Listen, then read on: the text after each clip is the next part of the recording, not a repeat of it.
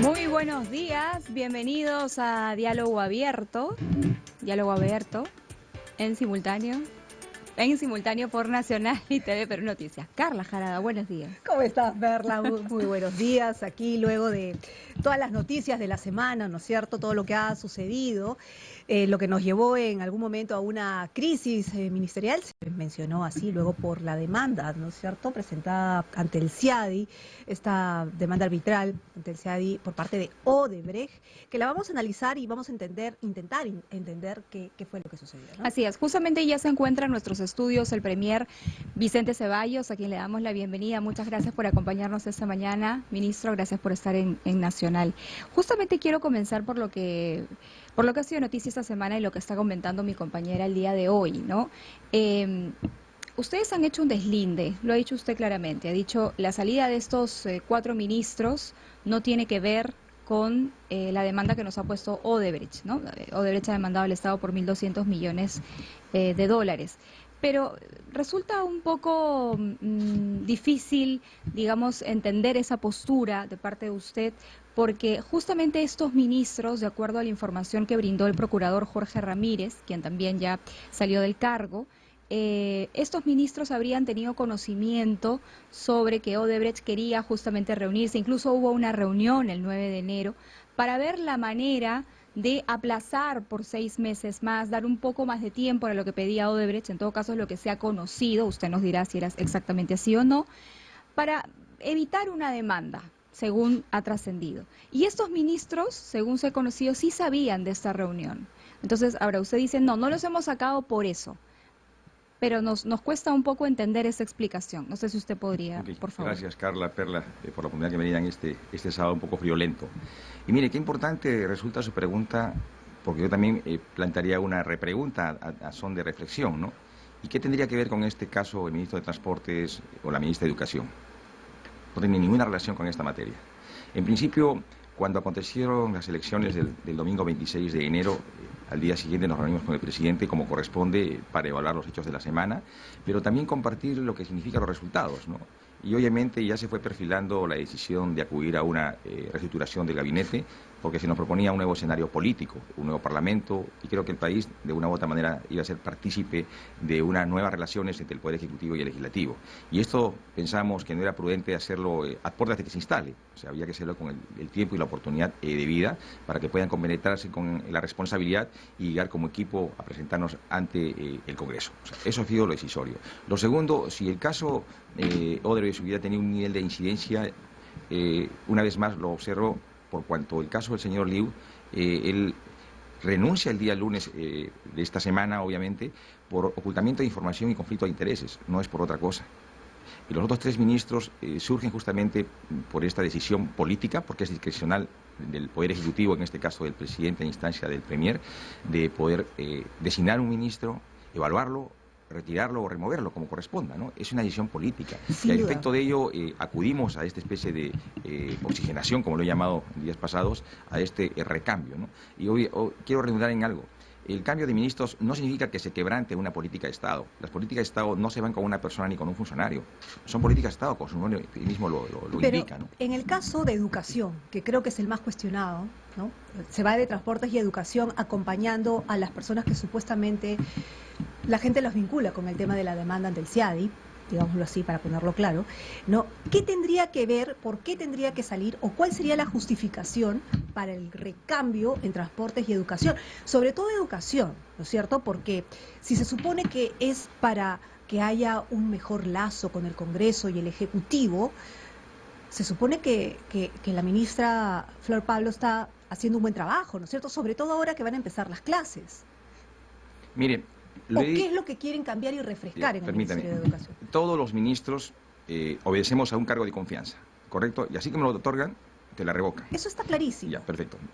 A efecto de ello es el que se incide en una evaluación de orden político y que es la discreción del Poder Ejecutivo, en este caso del señor presidente. Lo segundo, No es que se desmerezca o se descalifique la labor de un ministro de Estado en particular, en absoluto. Se reconoce el esfuerzo de los 18 ministros de Estado. Y es más, por habernos acompañado en una transición bastante crítica. O sea, acontecido el 30 de septiembre, obviamente había una fuerte objeción sobre Sin lo duda, dispuesto por el ministro, Poder Ejecutivo. Permítame terminar la idea. Sí, pero lo que pasa es que tenemos poco tiempo y queremos ir al grano. Ya. ¿Por qué el recambio y refrescar? O sea, ¿qué es lo que va a hacer específicamente, ¿no es cierto?, el nuevo titular de Educación, que no podría ser Flor Pablo, en cuestiones de comunicación con el Congreso, que es el argumento que usted está Le dando? reitero, bueno, la política pública, los lineamientos de gestión en materia educativa no se van con la ministra Flor Pablo, ¿correcto? Se quedan, porque son políticas de Estado. Y quien venga tiene que darle continuidad, reforzar, darle un perfil, darle una nueva connotación ¿Cuál es la a esa política de oxigenación Estado. y el refrescar, Le entonces? reitero una vez más, es una discrecionalidad política, un juicio de valor político que hace el Poder Por Ejecutivo. eso, ¿cuál es el juicio político? O sea, ¿cuál es el valor? O sea, ¿por qué se le cambia? Es simplemente, o sea, ¿por qué? ¿Cuál es el motivo, razón o circunstancia? Motivo nomás. No, escucha. O sea, o solamente porque lo quiere. No, permítame, ¿no es cierto? O sea, yo acá no voy a descalificar el esfuerzo, el trabajo y el compromiso de la ministra Flor Pablo. Eso no está en duda, ¿correcto? Sí, ha hecho un buen trabajo, ¿correcto? Pero puede ser mejor. Y esa expectativa está sobre Martín Benavides de que haga mejor las cosas, ¿correcto? Y el ejercicio de la función ejecutiva descansa en cada uno de estos ministros de Estado. Entonces sí se le cuestiona algo a Flor Pablo. ¿Algún Mire, tema? le reitero, son juicios de valor y la discrecionalidad política que tiene el Poder Lo que Ejecutivo pasa, para poder asumir esta ministro, determinación. es que cambiar a la ministra de Educación a pocas 3 semanas de que empiece el año escolar es un tanto sorprendente. De allí nace nuestro cuestionamiento, ¿no? Para saber cuáles han sido los considerandos. Entendemos que es una discreción del presidente de la República, entendemos que son cargos de confianza, pero cuáles han sido esas consideraciones que se han tenido en cuenta como para hacer un cambio tan importante a poco de que empiece el nuevo año escolar. ¿Y cuál sería el interrogante si este cambio se suscita entre el mes de marzo y abril? Estamos empezando un año escolar. O sea, siempre va a haber una objeción a la oportunidad. Y la oportunidad es una decisión política y la hemos tomado. O sea, siempre va a haber una sensación. La pregunta sería, oye, ¿cuándo es el momento ideal? ¿Hay una respuesta para eso? No, pero solamente queremos saber el motivo, razón o Ya le he circunstancia. dicho, o sea, es una decisión política. Claro, pero en esa decisión política tiene que haber un motivo. O sea, digamos, la discrecionalidad se utiliza por un motivo. No porque un día me levanté y quise decir, bueno, la sacamos, porque puede haber otro mejor. Mire, el señor presidente el día de hoy en cuestión de minutos puede decir, oye, Vicente, hasta aquí llegamos, te agradezco por tus servicios, y está en todo su derecho, y yo lo entiendo. Sé de mi responsabilidad, sé de mi limitación, pero sobre todo sé de que mi mandato obedece a un cargo de confianza. Ahora, ministro, justamente sobre el tema de su permanencia en el cargo, porque es algo que también se ha hablado esta semana, justamente por lo que le comentaba al inicio de la entrevista, sobre el conocimiento que tenían por lo menos 3 ministros de la intención que tenía Odebrecht de demandar al Estado peruano, ¿no? Se ha cuestionado también, dicen que usted sabía, que usted no se lo dijo al presidente porque le parecía que era un tema, me entiendo, rutinario, un tema que no era de vital importancia, pero tratándose de un esfuerzo tan grande por parte del Estado por conseguir un acuerdo de colaboración eficaz, que para críticos o no, está dando algunos nombres, codinomes, formas. ¿No le parecía trascendental comunicarle al presidente de la República que esta empresa, que ya nos había robado y que nos ha jugado sucio en varias oportunidades, nos quería demandar ante el CIADI? Mire, en principio yo en su oportunidad fui interpelado por el tema de la colaboración eficaz y la decisión y participación que habían tenido los señores procuradores. Es un lineamiento de gobierno, y así lo ha plasmado el presidente en su propuesta al país, la lucha contra la corrupción y la integridad. O sea, eso no está en tela de juicio. La decisión de ayer, de hoy o de mañana jamás va a quebrantar un principio rector de este gobierno, que es una lucha frontal contra la corrupción. Eso no está en tela de juicio. Ahora, yendo a su pregunta concreta. El señor Liu, obviamente, me consultó días antes, creo yo, de la reunión del 9 de enero, indicándome de que se iba a reunir con Odebrecht. Mi pregunta inicial fue, ¿y a razón de qué? Me lo ha pedido la ministra de Justicia porque se lo ha pedido el procurador. ¿Y cuál es la materia? No, es una reunión meramente informativa. ¿Y por qué informativa? Porque voy a darle cuenta de el estado situacional del proyecto Gasoducto Sur peruano. Y según se me ha explicado, hay un interés por la reparación civil, dado que nosotros como gobierno tenemos la custodia de la tubería que ya se ha adquirido. Ahora, yo te sugiero que si lo ha pedido el procurador, que esté presente el procurador. Esta es una reunión pública, registrada, abierta, con ejes temáticos identificados. Acá no ha habido ningún negocio, ningún contrato, ningún dinero, nada oscuro. claro y transparente. ¿Y en esa esos términos me fue información comunicado. no le parecía vital compartirla con el presidente de la República? Pero era una cuestión ordinaria. O sea, una reunión de un ministro de Energía y Minas para dar cuenta del estado situacional de un proyecto y acompañado del procurador, qué de extraño y irregular tenía. A efecto de ello, yo todo tengo que estar informando al presidente. El presidente tiene una agenda temática. Okay, yo también tengo unas responsabilidades. Permítame, ¿no? Si yo tengo que darle todo cuenta al presidente, ¿cuál es el rol del primer ministro? No se lo dijo entonces. No se lo he dicho. Ya. ¿No se le encendieron las alarmas a usted, teniendo en cuenta que usted sabía que estaban en una fase de trato directo con Odebrecht? Es decir, para poder entender, o sea, el gasoducto sur no formaba parte ya de la colaboración eficaz, todavía no es cierto? O sea, para tenerlo así. O sea, aquí hay toda una ruta que explica, por lo menos el procurador lo ha explicado, paso a paso sobre las reuniones. Y lo que se menciona es que Odebrecht lo que quiere pedir al Estado peruano es un plazo de 6 meses más, porque se le estaba acabando el plazo para ir al arbitraje, que es un derecho que le corresponde a Odebrecht, ¿no es cierto?, dentro de su contrato que tenía con el Estado. A ver, le voy a explicar. ¿Cuándo resuelve el gobierno el contrato con Odebrecht, con el consorcio, Gasoducto Sur Peruano, en enero de 2017? ¿Correcto? Y este consorcio plantea un trato directo, que es la fase previa preestablecida y a la cual el Perú, en el orden internacional, está sometido, lo plantea en junio, el trato directo, y eso tiene un periodo de 6 meses. El trato directo es la fase previa e ineludible para poder proponer una demanda de arbitraje. Es decir, ustedes sabían que estaban en el periodo de trato directo. Lo sabíamos todos, no es que ustedes sabían, lo sabíamos todos, ¿correcto? Porque esto ha sido de público conocimiento, que se sometió a un trato directo en el mes de junio del 2017. Que es el paso previo a la demanda. Exactamente, correcto. La demanda tiene, desde la resolución de contrato, de acuerdo a norma, tiene un plazo de 3 meses para interponerse al CIADE. Es el procedimiento regular. Okay. ¿Quién es competente? ¿La Procuraduría, los fiscales del caso Lavallato? No.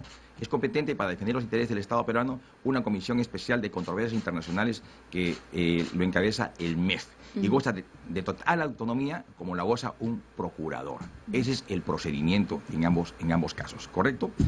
Después de ello acontece de que el procurador se reúne con la ministra de Economía y Finanzas, ¿correcto? Y la ministra de Economía y Finanzas aconteció esta reunión, no recuerdo si fue ese mismo día o el día siguiente, que me comunica su preocupación, porque no solamente había indagado el procurador sobre el estado situacional del proyecto gasoducto peruano, ¿y por qué tiene incidencia el Ministerio de Economía y Finanzas? Porque ellos impulsan los proyectos de inversión en el país, ¿de acuerdo? Pero sin embargo también le había planteado la posibilidad de una petición al CIADI de una prórroga de 6 meses para plantear la demanda. ¿Correcto? Era una negociación dentro del trato directo. ¿Me permite terminar, por favor? No, sí, claro, pero le pregunto quiero cerrar las ideas, ¿correcto? La ministra de Economía y Finanzas me plantea esa preocupación. Y yo no sé por qué el procurador viene y me trae una propuesta para que nosotros, como Estado, pidamos al CIADI una prórroga. A ver, para entenderlo mejor, decirle, CIADI, dame a mí como Estado un plazo adicional de 6 meses para que Odebrecht me demande. Esa es la lógica de las cosas. Y la ministra de la Armada me lo trasladó. Yo lo quise a los días, lo convoqué al secretario técnico del Consejo de Defensa Jurídica del Estado, porque todavía no teníamos procurador general, y también vino el procurador Ramírez. Y le observé. Sí, dígame. Por eso, vuelvo a preguntar. Eso que usted está contando en este momento no formaba parte, o no podría formar parte, del trato directo entre el Estado y la empresa antes de ir a la demanda, porque me parece que era el acercamiento de Odebrecht al Estado peruano, que puede decir que sí, que puede decir que no. Pero ustedes sabían que era parte del trato directo antes de ir a la demanda. Son etapas precursorias. Ya se había vencido los 6 meses. Ya no estamos en 2017, estamos en 2020. Ahora, había pasado 6 pero entonces meses. Ya sabíamos que nos íbamos a la demanda. Era una posibilidad que quedaba abierta. O sea, podía hacerlo como no podía hacerlo. Ministro, hay un hecho que es claro, y Odebrecht tiene activos en el gasoducto sur. Así es. Tiene tubos, creo que maquinaria también. Ellos han valorizado eso en más o menos 1.200, ¿no? 1.200 millones, de allí la demanda. ¿Qué se va a hacer con eso? Porque eso es una realidad. Eso Correcto. hay que devolvérselo, nos guste o no, a la empresa. Y yo le hago una reflexión. O sea, como gobierno unilateralmente decidimos su venta, su incautación, su disposición. No podemos hacer eso. Y usted también lo ha precisado muy bien. El gobierno o el Estado es custodio de esos activos. Lo que se ha hecho, se ha contratado a una consultora internacional que es Mott MacDonald. Está entregando un estudio y ha hecho alcance de 3 entregables, el cuarto y el definitorio y el determinante se lo alcanza en el mes de marzo. Y ahí en ese estudio ¿qué se nos va a proponer al gobierno? Uno, ¿cuál es el estado situacional o de avance que tiene el proyecto? Lo segundo, ¿cuál es la alternativa? ¿Se sigue el proyecto inicial o se consigue un nuevo proyecto? Y lo tercero, a efecto de ello, ¿qué se va a hacer? ¿Vale la pena continuarlo o no? Si se decide continuarlo, obviamente, ¿se vende en el estado que está para que el nuevo postor pueda darle continuidad o hablamos de un nuevo proyecto?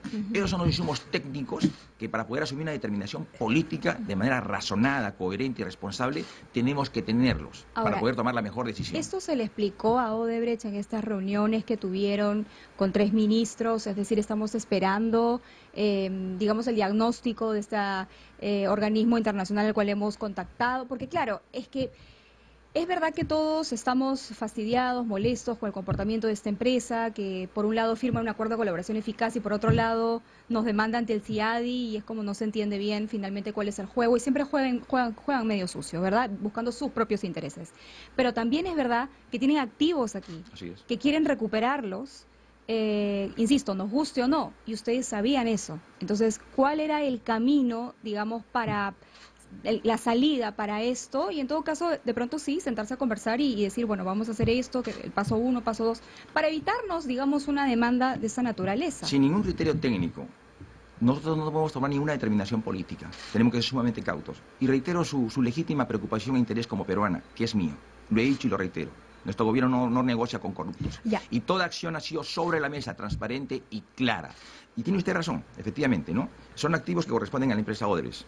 Unilateralmente podemos disponer o no es prudente y responsable absolver primero la consultoría que se ha hecho a Mott MacDonald para poder tomar la decisión más correcta, pensando en el país. ¿Cuál es lo más prudente y responsable? Pero ya vencía Optamos el por esta plazo, decisión. pero ya vencía el plazo en enero de Odebrecht. Y Para el demandar. resultado, claro, para demandar. Y el resultado, ustedes van a esperar hasta marzo, cuando ya vencía el plazo de Odebrecht. No era lógico pensar que ellos no iban a esperar que venciera Claro, el plazo. no era Miren, previsible imaginar que nos iban a demandar si es que no es... La si posibilidad estaba acababan el latente, plazo. y no desde ahora, está latente desde que plantearon el trato directo. Desde junio del 2017 plantearon el trato directo, Ya. vencieron los meses y estaba expectante. Repregunto. Entonces, si era un hecho, o sea, no un hecho, si era una posibilidad, entonces ustedes sí sabían que era una posibilidad que nos iban a demandar.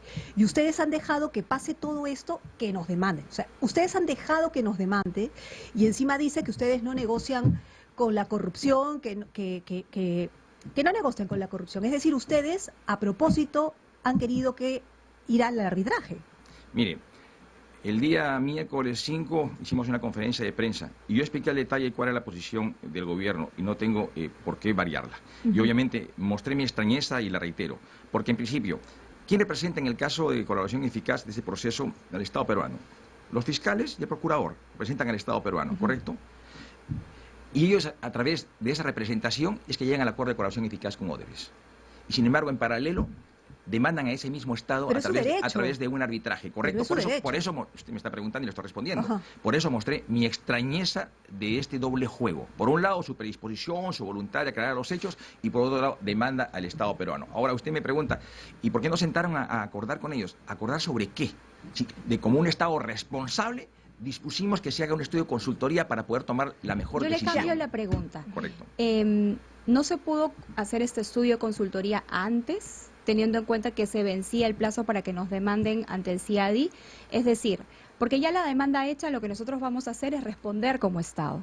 Pero en un litigio o tratando con personas o con empresas que nos han jugado de esta manera, quizá la solución no es ser reactivos a una nueva demanda, sino ir por delante y evitar esta demanda. Es que ese estudio, esa consultoría, que me parece sumamente pertinente para tomar las mejores decisiones, o sea, no la mandó en mi despacho como Premier ni como Ministro de Justicia. O sea, lo mandó en su momento el Ministro de Energía y Minas, creo, en 2017, 2018. Y toma su tiempo, porque es un estudio de campo, no es meramente un estudio de gabinete. Y tiene que levantar argumentación sólida y bastante sostenible. Pero si no llega a tiempo, tal vez no sirva. Pero tiene la responsabilidad este gobierno o este Premier de que llegue a tiempo o no llegue a tiempo. Todo procedimiento tiene sus plazos. ¿Les va a servir ahora? Miren, yo tengo la convicción de que esta demanda no tiene sostenibilidad ni fáctica ni jurídica. Ok, ese es el mejor de los casos, pero si pasa, ¿ese estudio les va a servir? Por supuesto que sí. ¿Sí les va a Nos servir? servir. ¿Cuánto nos está costando todo para es válido. reaccionar? Todo es válido. Pero Mire, ¿para qué nos si va a usted me servir? pregunta, ¿para qué me va a servir ese estudio? Obviamente para tomar decisiones, si no es un gasto insulso intrascendente. ¿Cuánto nos está costando este estudio? No lo tengo en cuenta el estudio. Eso está Ahora, bajo la responsabilidad del Ministerio Ahora, de Justicia. usted menciona, un segundito, usted menciona que siempre ha apoyado el tema de la colaboración eficaz. ¿Realmente el Ejecutivo apoya el tema de la colaboración eficaz? Porque si el procurador está firmando un acuerdo de colaboración eficaz y usted en paralelo está diciendo no vamos a negociar con la corrupción, usted y el presidente, ¿no? No vamos a negociar con la corrupción, no es como que moverle el piso, porque, ojo, la colaboración eficaz es para negociar con corruptos. Sí, pero no confunde escenarios.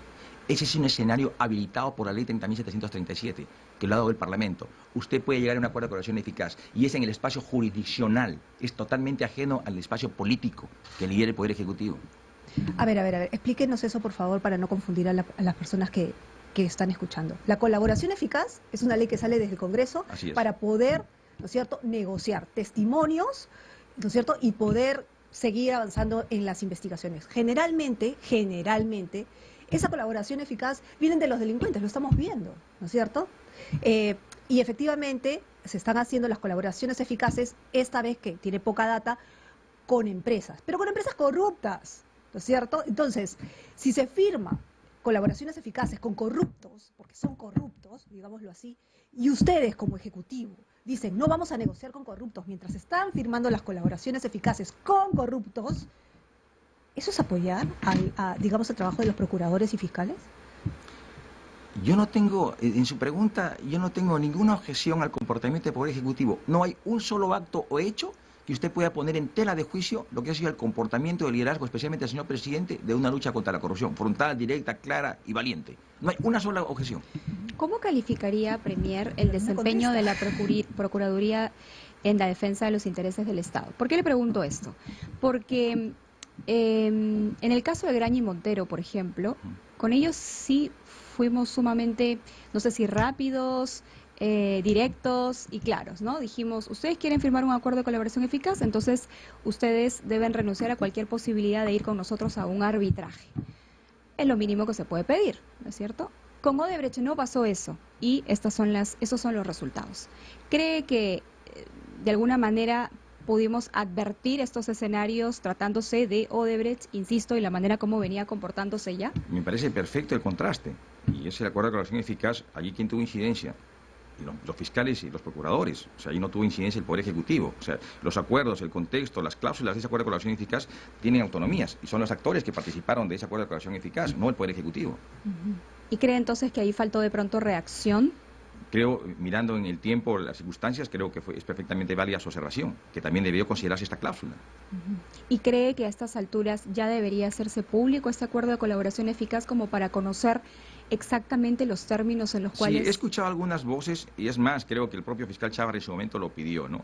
Pero no olvide usted que quien mejor valora una carga probatoria, y en este caso un instrumento de vital importancia como es un acuerdo de colaboración eficaz, son los fiscales, los jueces, porque este está sometido a la estrategia procesal. ¿Qué es lo que se quiere? El esclarecimiento de la verdad, el esclarecimiento de los hechos y las responsabilidades en su oportunidad. Y entiendo que la valoración de hacerlo público, ¿no?, pasa necesariamente por ellos. O sea, ellos son los quienes tienen la fuente más directa para valorar lo que tienen como instrumento indagatorio en su investigación. En su momento se defendió mucho la privacidad de este acuerdo y la manera como se había trabajado de parte del Ministerio Público, porque habían amenazas externas, insisto, nos remontamos a la época de Pedro Chávarri, que usted lo ha mencionado, y algunos intereses, ¿no es cierto?, que pretendían sacar a la luz este acuerdo, no necesariamente para conocerlo, sino tal vez con otros objetivos mucho más particulares.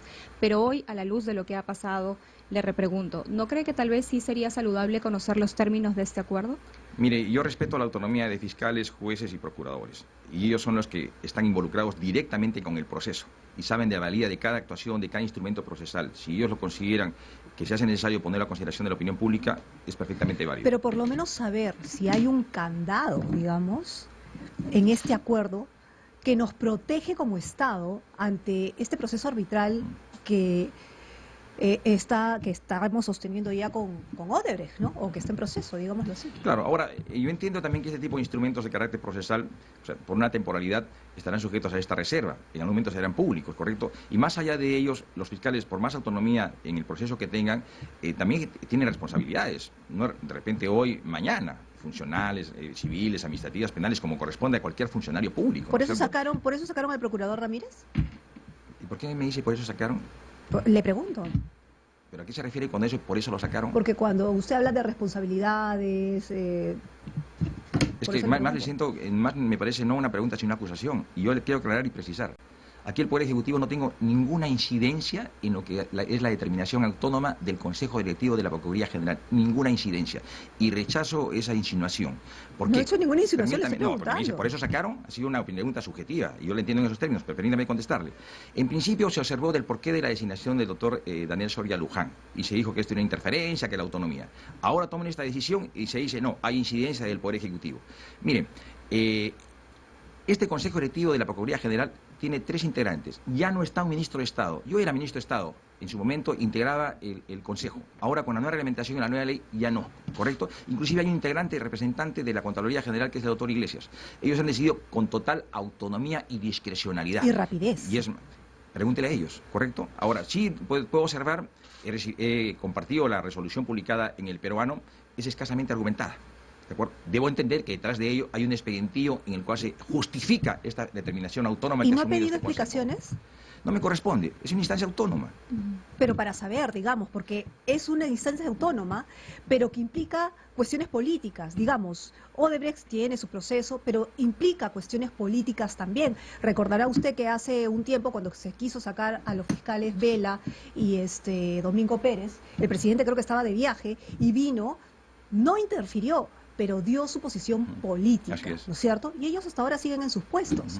Con el procurador no ha pasado lo mismo. Son contextos históricos, ¿Por qué? son contextos históricos ¿Por qué? diferentes. ¿Cuánto ha pasado eso? Ha pasado hace 2 Ok, años. pero ¿por qué son diferentes? Acaba de instalarse con total autonomía un nuevo Consejo Directivo de la Procuraduría General. Acaba de instalarse. Y se le ha reclamado autonomía. Y se le está entregando esa autonomía. Y en esa autonomía tiene esa decisión. Y ahora se le reclama, en respeto a esa autonomía, oye, ¿aquí hay injerencia del Poder Ejecutivo? No, déjele con su autonomía y su discrecionalidad, que tome sus decisiones más correctas pensando en el país. Y las decisiones que tome no son de su libre albedrío, también les genera responsabilidades a ellos. Ok, pero Ahora, yo- Susana Vilca acaba de asumir como la nueva ministra de Energía y Minas y hay una serie de críticas, ministro, en torno a su designación.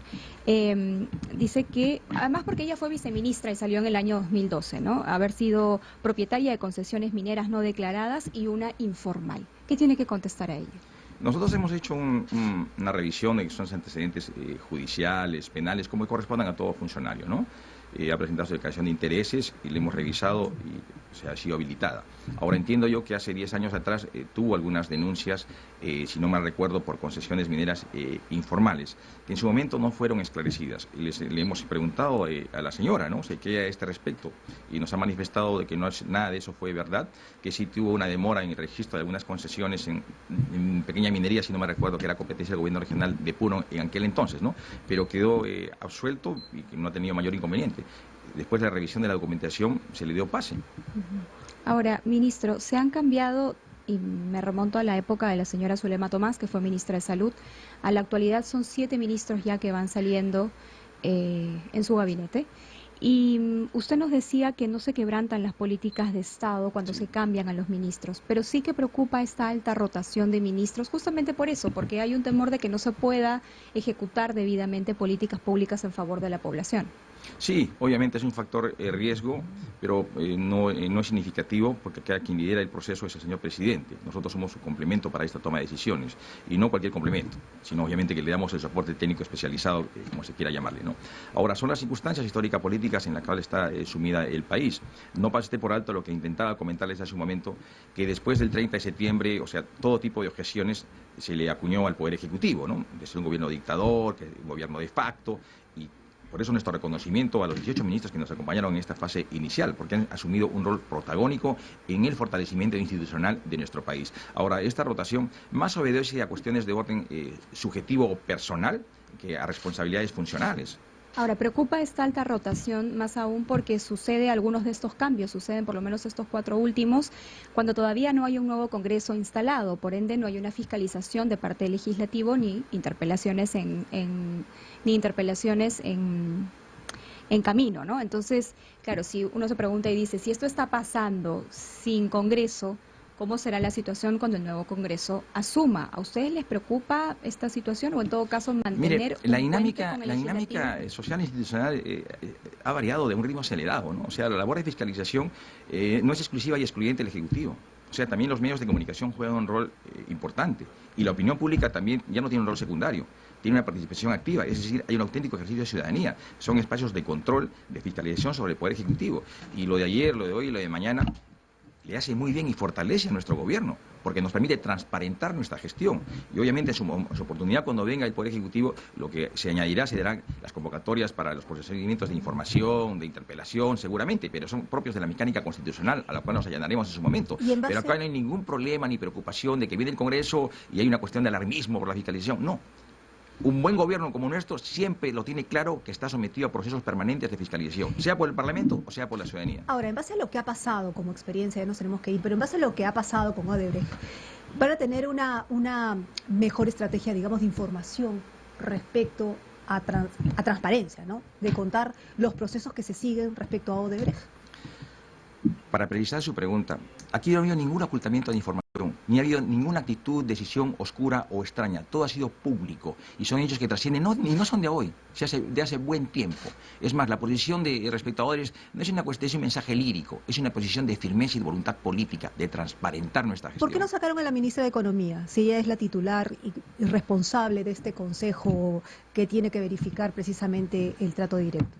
O antes de ir a la demanda. Y perdóneme, mire, veo mucha carga subjetiva en muchos comentarios. ¿Por qué no sacar a la ministra de Economía? Estoy preguntándole. No, yo también lo estoy respondiendo, pero fíjese, ¿por qué no sacarla? Y la pregunta es, ¿por qué la pregunta de por qué sacarla? ¿Por qué sacarla? La ministra lo recibió al señor procurador. ¿Quién es el señor procurador? Es el que defiende los intereses del Estado. Obviamente tiene el derecho de visitar los distintos sectores e informarse y recabar información para una mejor defensa del Estado, ¿correcto? Y vio un hecho deficiente, lo trasladó al Premier, el Premier lo convocó al procurador. ¿Qué hizo la ¿Cuál comisión es la deficiencia? técnica Lo responsable? segundo, la comisión especial que le encabeza el doctor Ricardo Ampuero, la Comisión Especial de Controversias Internacionales, es una entidad autónoma que impulsa los procesos y a efecto de ello hay que explicarlo también. Nosotros ya tenemos en el caso Consorcio Gasoducto Sur Peruano una contraparte que es Enagas, una empresa española. Y Enagas tiene una demanda de arbitraje por 500 millones ante el CIADI. ¿De acuerdo? ¿Quién está a cargo de la defensa del Estado peruano? Una consultoría internacional, Arnold y Porter. ¿Correcto? Esa misma consultoría, con ese expertise, va a asumir la defensa del Estado peruano en esta demanda de Odebrecht. Y aquí también hay que ser bastante claros y precisos. Hemos tenido una defensa bastante auspiciosa. El Estado peruano ha sido demandado ante los organismos internacionales, especialmente en arbitrajes, porque es cerca de 50.000 millones. Y los resultados son sumamente positivos y relevantes en defensa de los intereses de nuestro país. ¿Cuántos procesos hemos ganado o perdido, si se puede hacer un balance? Casi más de un 90% de procesos han sido ganados. Ahora ya para terminar, ¿qué es lo que sigue? ¿Qué es lo que sigue ahora en cuanto a la demanda de Odebrecht? O sea, en plazos, ¿nos van a citar? ¿Tenemos que presentarnos? ¿Cómo es el Ha sido procedimiento? registrado, si no me recuerdo, el día 4 de febrero, ¿correcto? Ahora lo que corresponde es darle traslado al gobierno peruano. Tenemos que designar un árbitro, la contraparte demandante también tiene que designar un árbitro. Los procesos son bastante prolongados. Por ejemplo, en el caso de Enagas, más o menos ellos se emitirá el laudo en diciembre del 2022, o sea, son 4 o 5 años largos y prolongados, ¿no? Pero obviamente esto para nada va a permitir que haya un descuido por parte de la defensa jurídica del Estado peruano. El Estado todavía no contesta la demanda como tal, entonces. Está en ese proceso, o sea, recién ha sido publicada, hay plazos que hay que satisfacer previamente. Claro. Muchas gracias, ministro, por Ustedes, estar muy con amables. nosotras. Ha sido Vicente Ceballos, presidente del Consejo de Ministros, que nos ha acompañado esta mañana en Diálogo Abierto. Pausa y volvemos. Volvemos.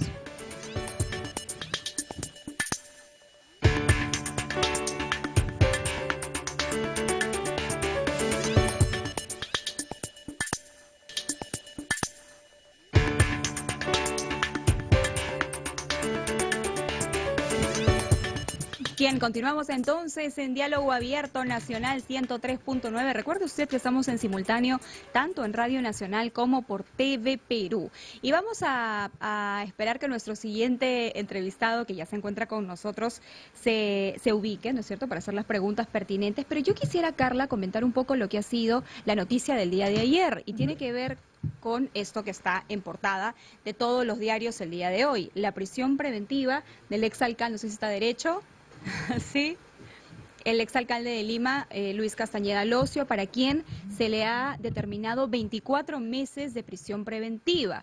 Él va a tener que ser llevado o va a cumplir, digamos, esta preventiva en el penal Castro. Durante las audiencias que se desarrollaron en la semana, no solamente se juzgó, digamos, la situación legal del señor Castañeda Locio, sino también la de su ex mano derecha, Giselle Segarra, y también de José Luna. Para ambos, tanto para Giselle Segarra como para José Luna, no se ha dictado una prisión preventiva, sino más bien comparecencia restringida. Así es. Ahora, ayer yo estaba escuchando, por ejemplo, a Iván Montoya, que ha formado parte, de alguna manera, de el equipo de la Procuraduría, mejor dicho, sí, efectivamente, de la Procuraduría de la Unidad de Extradiciones. Y lo que él mencionaba es que de los procesos que lleva Castañeda, digamos, a la hora de dar la sentencia, la jueza ha sido específica al decir que se le está dando la preventiva no porque haya un peligro de fuga, sino porque hay un peligro de obstaculización del proceso. Y eso hay que tenerlo en cuenta, porque, claro, eso se va a tomar en cuenta en la defensa y en los argumentos respectivos, ¿no? Así es, justamente para hablar, entre otros temas, sobre las prisiones preventivas, ¿no es cierto?, que nuevamente están sobre la mesa. Ya se encuentran en nuestros estudios Miguel Ángel Soria Fuerte, él ha sido ex viceministro de Justicia y también es profesor de Derecho Penal. Buenos días y bienvenido a Diálogo Abierto. Gracias por estar con nosotros. Buenos días, Carla, buenos días. Nuevamente la pregunta, ¿no? Si es pertinente aplicar o no prisiones preventivas, si es que hay un abuso o no de esta medida en el país. Pero claro, también estamos viendo que, por no decir todos, la gran mayoría de exautoridades de nuestro país están presas, comprometidas seriamente en delitos que no son menores. En el caso de Castañeda, por ejemplo, estamos hablando de una imputación, de una de las varias, de una imputación por asociación ilícita para delinquir. Entonces, sí que hay una preocupación porque los procesos a estas autoridades lleguen a buen término con una acusación que asumo sea lo suficientemente contundente. ¿Cuál es su lectura? Bien, primero, buenos días y agradezco la invitación. En segundo lugar, respecto al tema concreto, yo tengo que resaltar la decisión de la juez porque de alguna manera rompe aquello que vivimos en América Latina y en el Perú concretamente del abuso de las prisiones preventivas. Creo que ella ha expedido una resolución de alguna forma razonable, con algunas pequeñas críticas que ahora las voy a mencionar, pero creo que es razonable en el sentido de que, si bien es cierto, como señalas, Perla, hay fuertes indicios o indicios razonables de que se habrían cometido delitos en todas las autoridades de las que venimos hablando todos los días y en el caso concreto de Castañeda, el señor Luna y la señora Segarra. Pero en el caso de la prisión preventiva, eso pasa en todo caso, digamos, es importante, pero lo fundamental en las prisiones preventivas es determinar si es que hay un peligro de obstaculización o un peligro de obstrucción. Y creo que en el caso del señor Castañeda, evidentemente, la juez tomó en cuenta el peligro de obstrucción concreto, no abstracto, sino concreto, en el sentido de que el señor Castañeda le habría señalado a un colaborador eficaz de que, en los términos de Castañeda, no eche a la señora Segarra y no eche al señor Luna, es decir, no los comprometa en el proceso penal. Con coacción, ¿no? No precisa si es con coacción, pero en todo caso había una conversación en la que el señor Castañeda le dijo a este señor, que era amigo de él, ¿cierto? Tenía una relación muy cercana, eran prácticamente como hermanos, según señalan medios de prensa, según señalan diversos testigos que lo habrían visto en la Municipalidad de Lima, de que él eran muy cercanos y que efectivamente le había señalado esto. Entonces la jueza ha valorado esto como un peligro de obstrucción que habría fundamentado el peligro de obstrucción del señor Castañeda concretamente. Ahora, ¿cuál es digamos, la pequeña crítica que le podría hacer a la resolución de la juez el día de ayer? En el sentido de que cuando hace el análisis del principio de proporcionalidad, es decir, de saber si es que la medida es idónea, es necesaria y tiene un sentido proporcional en sentido estricto, creo que ahí la juez debió de desarrollar un poco más este asunto. ¿Qué supone este tema? De que la medida es idónea, sí, porque como la prisión preventiva, el arresto domiciliario, la comparecencia con restricciones, son medidas idóneas porque van a impedir que el señor Castañeda se acerque a los testigos, presione eventualmente a algunos testigos, o simplemente pretenda alterar pruebas, o de cualquier otra manera. Pero la juez, en el subprincipio de necesidad, creo que ella no hace un análisis concreto en el sentido de ¿Por qué, por ejemplo, antes que la prisión preventiva, el arresto domiciliario no era una medida necesaria? ¿O por qué una comparecencia con restricciones también no era una medida necesaria? Creo que la juez simplemente se queda en el enunciado general de indicar la medida necesaria en este caso es la prisión preventiva y no las demás, pero no analiza pormenorizadamente por qué las otras no son necesarias. El principio de necesidad supone de que frente a un conjunto de medidas idóneas, la prisión preventiva, el arresto domiciliario, la comparecencia con restricciones, utilizar aquella que sea menos gravosa o menos lesiva. Sobre todo considerando que el señor Castañeda creo que tiene entre 74 y 75 años de edad y de acuerdo con la ley procesal, en este tipo de personas, las medidas que en todo caso debería priorizarse o analizarse estrictamente es si es que cabe o no una prisión domiciliaria o un arresto domiciliario. Y creo que allí la juez, para que tenga una resolución, digamos, loable, más interesante, creo que debió analizar este aspecto concretamente en el caso del señor Castañeda. ¿Podría obtener entonces una variación del régimen? Es posible, dependerá de su defensa técnica si es que en la apelación plantea este asunto, ¿no? De por qué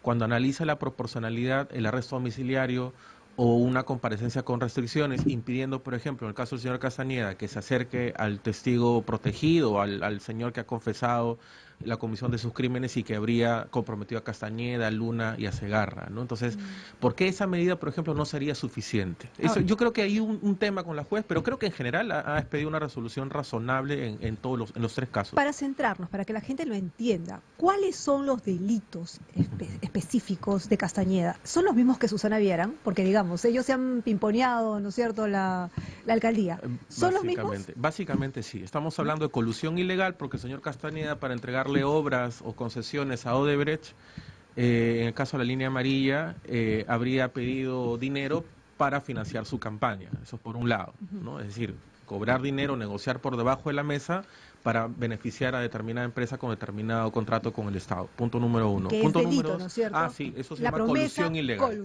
Colusión ilegal. En segundo lugar... Le preguntamos por qué un fiscal decía que eso no es pedir plata para la campaña a cambio de obras no era delito. Lo que pasa que ahí sí tenemos que tener también una distinción, ¿no? Sí, logré ver la entrevista y me solidarizo con ustedes también. Es cierto que la colusión ilegal, para que sea tal, el funcionario servidor público tiene que estar en funciones. Entonces, en el caso de la señora Villarán, por ejemplo, efectivamente ella era alcaldesa y había pedido dinero, ¿cierto?, a Odebrecht para que le financie la campaña por el no, y con la finalidad de obtener ese dinero para su campaña, ella le había prometido entregarle concesiones. Entonces, eso es una colusión, negociar por debajo de la mesa para que el funcionario, ¿cierto?, bajo esa negociación, le entregue al privado una concesión, un contrato que lo favorezca. Entonces, pero sin embargo, si es que esto se hace cuando no es funcionario servidor público, ahí sí hay un problema de atipicidad. ¿No es cohecho? No, porque no es funcionario servidor público. O sea, colusión y cohecho es cuando eres funcionario. Exacto, tienes que tener la calidad de funcionario servidor público. Si estás antes de, digamos, es una conducta inmoral, antiética, pero no necesariamente es un delito de corrupción porque la persona aún sigue siendo privado. Eso en todo caso es una promesa futuro que en el Código Penal no le está. Entonces aquí yo, por ejemplo, quiero comentarles una experiencia. Cuando fui asesor en la Comisión de Justicia y Derechos Humanos en el Congreso de la República, hubo la propuesta por parte de la Fiscalía Suprema de que este tipo de conductas sean delitos, sea una forma de participación. Es decir, de que la gente cuando es privado promete a otro privado de que cuando llegue al cargo le va a entregar una serie de beneficios a cargo de la entrega de dinero previo. No cuando es funcionario o servidor público, sino antes de que lo sea.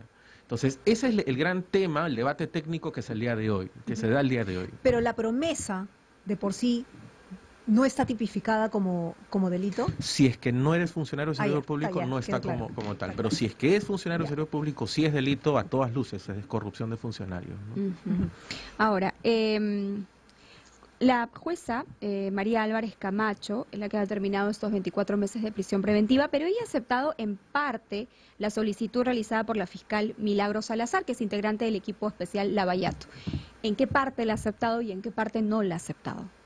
Bueno, declaró fundada en el caso del señor Castañeda, ¿cierto?, dándole la prisión preventiva, y en el caso del señor Luna Galvis y la señora Segarra, declaró infundado el requerimiento de prisión preventiva y le dio una medida menos grave, una comparecencia con restricciones, ¿no? ¿Y esto por qué? ¿Por qué? Porque en el caso de ellos dos, la juez estableció que no había peligro de obstrucción y no había peligro de fuga. El caso del señor Luna Gálvez se había indicado que él no pretendía huir del país, porque de hecho en el tiempo en que, antes de que se le estableciera el impedimento de salir del país, el señor Luna Gálvez ni siquiera había pretendido salir del país. Y las veces que había viajado fuera del país, lo había hecho por corto tiempo. Que estaba vinculado a una universidad, que hace carrera política, que está en ejercicio, digamos, hace una serie de actividades que lo arraigan al país, ¿no? En el caso de la señora Segarra, del mismo modo, ella tiene un trabajo, tiene una familia, lo mismo que el señor Luna Gálvez. Entonces, en el caso de ellos no estableció de que haya un peligro de obstrucción o un peligro de fuga distinto al caso del señor Castañeda. Porque en el caso del señor Castañeda también señaló que no había arraigo, porque aun cuando él sea soltero, esté divorciado, tenga hijos que no vivan con él y que también lo visita frecuentemente, eso no significa de por sí de que no tenga arraigo. Digamos, una persona soltera, divorciada, de por sí no va a fugar necesariamente del país o fugarse de la justicia.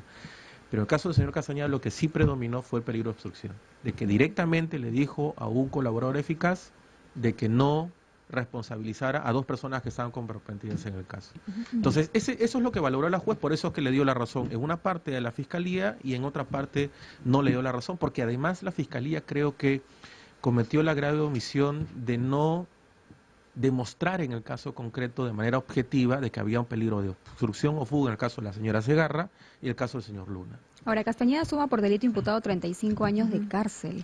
Entiendo que lo que dijo la juez fue entre 22 o 24 años. O sea, la prognosis de pena que había hecho la Fiscalía la redujo en concurso real de delitos de colusión ilegal y de lavado de activos. Ahora, pero usted ha explicado efectivamente el tema de la colusión agravada, que lo ha dejado ahí, y el delito de lavado de activos y asociación ilícita, ¿está fuerte, digamos, en la acusación? Sí, claro, es precisamente donde el señor Luna está comprometido, porque el señor Luna, en el momento en que se habrían cometido estos delitos, no era funcionario o servidor de la Municipalidad de Lima.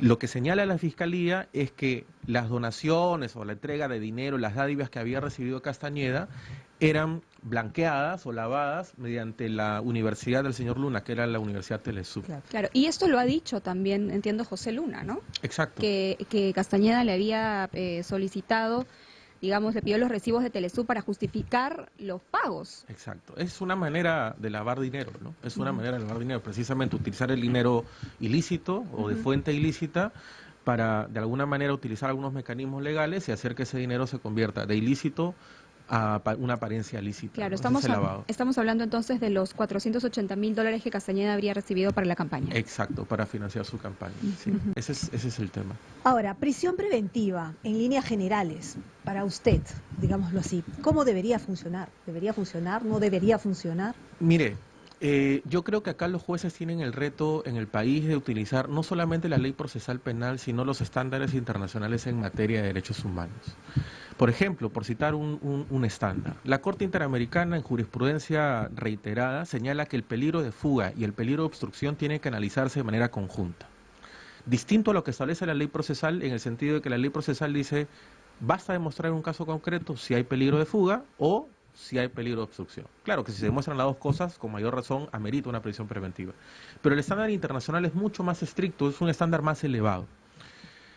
Pero además creo que aquí donde los jueces tienen el reto de aplicar bien este denominado principio de proporcionalidad, donde he señalado que la juez el día de ahí creo que debió ir un poquito más allá y analizar por qué en el caso del señor Castañeda no aplica la prisión domiciliaria o no aplica una comparecencia con restricciones. Creo que allí la juez, si hubiera ido un poquito más allá, hubiera ella podido tener una decisión, yo creo que bastante impecable, porque la caución en el caso del señor Luna y la caución en el caso de la señora Segarra creo que son aplicables al caso concreto y las restricciones específicas que se les ha impuesto creo que han sido también interesantes para evitar que ellos tengan un peligro de fuga o un peligro de obstrucción. Entonces la prisión preventiva en el Perú tiene que utilizarse como una excepción y no como una regla, sobre todo porque tenemos cárceles pues indignas, habría que visitar solamente el establecimiento requisitorias que está aquí cerca en Paseo de la República con la Avenida Canadá. Es realmente indigno. Bueno, pero está haciendo la regla. Ese es el gran problema, ¿no? O sea, meter a la cárcel a personas que aún tienen la presunción de inocencia porque no son responsables hasta que un tribunal con sentencia firme no establezca su responsabilidad penal. Entonces, el serio problema es ese, ¿no? Aun cuando existan digamos, graves indicios de que hay comisión de delitos por parte de autoridades que evidentemente nos indignan porque se han aprovechado en todo caso de la fe que les ha puesto el pueblo cuando los han elegido, pero creo que aún así el Poder Judicial tiene que actuar con cabeza fría, con mucha objetividad, aplicando no solamente la ley procesal penal, sino también los estándares en materia de derechos humanos de la Corte Interamericana a la que estamos vinculados, para poder aplicar con justicia estas medidas. ¿O no será que en algunos casos es una papa tan caliente que el populismo de alguna manera les gana? Sí, claro, definitivamente. Digamos, ayer cuando leía la juez su resolución en el caso del señor Castañeda, Luna y la señora Segarra, los comentarios que encontraba en vivo eran terribles, ¿no? Cuando la señora juez decía que no iba a imponer prisión preventiva contra Segarra y contra Luna. O sea, los insultos contra la juez de corrupta, jueza vendida, jueza aceitada eran terribles, ¿no? O sea, la población, creo que hay que hacer mucha docencia en este aspecto, indicar a la población que una prisión preventiva no es una condena, ¿no? No es una condena, no es un adelanto de condena y no debería interpretarse de esa manera. O sea, la prisión preventiva fundamentalmente es para asegurar a las personas al proceso penal. Ojo que Luna es líder de un partido político. Sí, claro. Entonces, claro, ahí sí podría haber, no sé si usted hizo una diferencia de obstrucción y obstaculización. Entonces yo no sé. Es lo mismo, es lo mismo. ¿no? Obstrucción u obstaculización del proceso es lo mismo. Distinto es al arraigo, ¿no? O al peligro de fuga de la persona. Eso sí es distinto. Pero teniendo él una bancada tan importante dentro del Congreso, ese elemento no pudo ser ponderado por la jueza y de pronto cambiar esta comparecencia restringida por una medida un poco más gravosa de pronto. Podría ser, pero en el caso concreto la fiscal ha tenido que demostrar de que esa bancada está siendo utilizada, o esa es una bancada, pero todavía no se han instalado, no han sido proclamados como autoridades, pero tendría que haber demostrado la fiscal, en el caso concreto, de que ese grupo de congresistas están pretendiendo o tienen actos concretos para favorecer al señor Luna. Claro. O sea, el solo hecho de que el señor Luna haya visitado Palacio de Gobierno con este grupo de congresistas, con el secretario general de su partido, no significa per se de que hay un peligro de obstrucción o se vaya a beneficiar, como de alguna forma se demostró en el caso de Keiko Fujimori en la primera prisión preventiva, ¿no? Entonces, en ese caso sí. En la primera vez, claro, habían chats, habían maneras habían chats que se indicaban de que había que proteger al señor Chávarri, de alguna manera se estaba utilizando, ¿cierto? Habían evidencias objetivas de que se podría utilizar una bancada para obstruir la justicia. Pero en este caso el señor Luna no existía esa evidencia. Pero, sin embargo, esto puede cambiar. Si una vez que se instala el Congreso, los congresistas que están por el partido Podemos, de alguna forma están intentando favorecer al señor Luna en su caso, evidentemente ahí la situación cambia y podría solicitarse una nueva prisión preventiva para que la juez analice si es que en ese caso concreto hay un peligro de obstrucción y evidentemente si es que eso sucediera podría pasar. Quisiera conversar sobre el tema de la Junta Nacional de Justicia porque ya, digamos, ha tomado unas primeras medidas respecto al señor Ramos, pero también hay una solicitud de parte del fiscal superior Martín Salas Segarra, quien está pidiendo, a la Junta Nacional que pueda suspender temporalmente al otro fiscal, Tomás Gálvez, que tuvimos el sábado pasado aquí en estudios. Entonces yo quisiera conversar un poco sobre el rol que va a jugar ahora, determinante me parece, la Junta Nacional de Justicia, para poder de alguna manera limpiar un poco, ¿no es cierto?, el sistema de justicia de nuestro país, o en todo caso separar a ciertos elementos hasta que se pueda determinar en una investigación su responsabilidad o no. Bien, en ese caso yo pude leer parte del oficio que envía ese fiscal superior y creo que el Ministerio Público atraviesa por una situación bastante grave. Una de las cosas que atribuye el fiscal superior al fiscal Gálvez Villegas es que él no habría actuado con imparcialidad. Y creo que ahí, por ejemplo, se equivoca, ¿no? La imparcialidad se exige a los jueces. Los fiscales tienen que garantizar objetividad antes que imparcialidad. Los fiscales pueden adelantar opinión, precisamente, por ejemplo, el fiscal Domingo Pérez, el fiscal Vela, acusan de delincuentes a otros fiscales supremos, que son jerárquicamente superiores a ellos.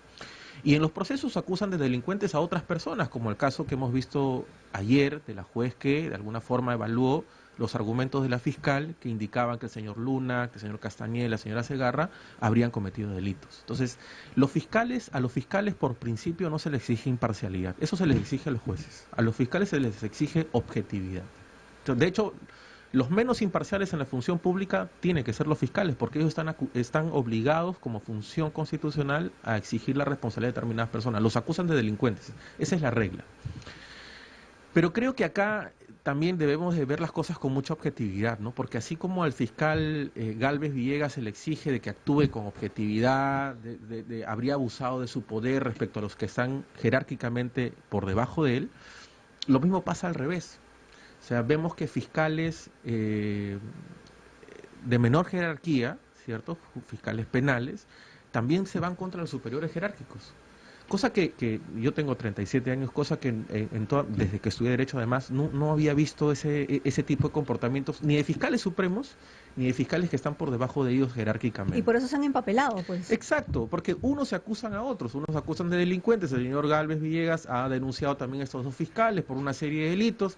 Más allá de que tenga sustento o no, o sea, creo que la Junta Nacional de Justicia va a tener un rol importante aquí porque va a analizar, y creo que eso debería ser con justicia, el comportamiento tanto de fiscales de la menor jerarquía hasta los fiscales Pero ¿cuál supremos. es la pugna ahí? Porque daría la impresión de que son buenos versus malos dependiendo de qué lado estés, Es que ese es ¿no? el Porque es muy tema, ¿no? subjetivo. Ese es el tema, por eso es que hay que ver las cosas de manera objetiva. Se acusa a un grupo de fiscales supremos de estar en los cuellos blancos, pero también ha habido un fiscal supremo que de alguna forma comprometió a este grupo de fiscales supremos que ya los ha liberado del tema, ¿no? Entonces, creo que esto tenemos que verlo con muchos paños fríos y creo que la instalación de la Junta Nacional de Justicia, además integrada por personas que tienen una perspectiva o provienen de diversos lados políticos, ¿no? Digamos, no están vinculados directamente a la política, pero yo creo que, digamos, una exministra del gobierno aprista, un ex viceministro del gobierno de Ollantumala, un exministro de Justicia del gobierno de Ollantumala, creo que da una perspectiva de pluralidad. Y creo que además son profesionales que ya están por encima, digamos, por su trayectoria. Yo no creo que se vayan a jugar su reputación en el sentido de que vayan a favorecer a aquellos que llamamos buenos o a aquellos que llamamos malos, ¿no? O sea, creo que acá las cosas tienen que analizarse con mucha objetividad y analizar el comportamiento de los fiscales de la menor jerarquía hasta los fiscales de la máxima jerarquía, porque eso va a fortalecer la institución del Ministerio Público, que realmente está, creo que en serios problemas. Nos tenemos que ir, pero así rapidito nomás, ¿nos puede, desde su punto de vista, decir cuál es el trabajo que cumple un procurador y hasta dónde llegan sus funciones? Esto en base a lo que ha sucedido con Ramírez, por supuesto. Con el procurador Claro. Ramírez. Mire, allí yo creo que se tiene que realizar una investigación necesariamente por el Consejo Directivo de la Procuraduría General de la República, en el sentido de si es que el procurador o ex procurador Ramírez se excedió o no se excedió sus funciones. Porque en el caso del gasoducto sur peruano, Odebrecht no ha aceptado la comisión de delitos allí, no forma parte del acuerdo de colaboración eficaz, y ahí de alguna forma el procurador Ramírez no tenía mucho que hacer, porque su función es ver investigaciones o procesos que tengan que ver con delitos de corrupción de funcionarios, lavado de activos y otros delitos conexos vinculados a Odebrecht. Pero en este caso concreto, él como procurador, creo, o sea, de prima facie, creo que no tenía mucho que ver. Quienes sí tenían que ver con este asunto directamente era el Ministerio de Economía y Finanzas, porque ellos se encargan o tienen la dirección de una comisión especial que tiene que ver con atender o responder a las controversias internacionales en materia de inversión. ¿Cuál es el protocolo? ¿Quién es el que une esa conversación entre empresa y el responsable en el Ejecutivo para este diálogo abierto, este trato directo, digamos? Estas reuniones que además están consignadas, son Es públicas precisamente y todo, ¿no? el Ministerio de Economía y Finanzas, que tiene la rectoría y además acompañado de una comisión especial que está integrada por el Ministerio de Relaciones Exteriores, el Ministerio de Justicia y también por el sector del Poder Ejecutivo que está vinculado con la inversión, No lo en han este hecho. caso energía y minas. Pero el procurador Ramírez no tenía Claro, ¿qué mucho que hacía hacer ahí el allí. procurador? ¿Quién lo envió? ¿Por qué Bueno, se lo envió presenta Ceballos dijo que él lo había mandado. Vicente Ceballos. Claro, él dice que había coordinado, digamos, Ajá. el interés parte de él. Claro, Él él busca a la ministra, a la ex ministra de Justicia, y la ex ministra de Justicia lo contacta con el ex ¿Quién él? ministro de Energía y Ramírez. Minas. Estamos hablando de Y se Ramírez. supone que estas coordinaciones le tenía conocimiento el premier Ceballos, pero digamos, él directamente no tenía, o sea, creo, o sea, de Ajá. un análisis inicial, creo que él directamente no tenía mucho que hacer en esto, sino el Ministerio de Economía y Finanzas, además que ya venía este tema desde el año pasado, ¿no? Entonces, por ahí creo que se tiene que analizar una investigación para que las cosas se vean con transparencia y además para que el reciente Procurador General de la República o del Estado digamos, transparente más las cosas, porque la conferencia de prensa que él brindó no fue del todo clara, ¿no? Y además en la resolución que cesa al procurador Ramírez o al ex procurador Ramírez se le dan las gracias por los servicios prestados, que está bien, es un protocolo, pero creo que al final debe de analizarse una investigación porque esto no ha quedado claro del todo. Muy bien. Bien, muchas gracias. Muchas gracias Miguel Ángel Soria Fuerte, ex viceministro de Justicia, profesor en Derecho Penal. Pausa comercial y regresamos con más.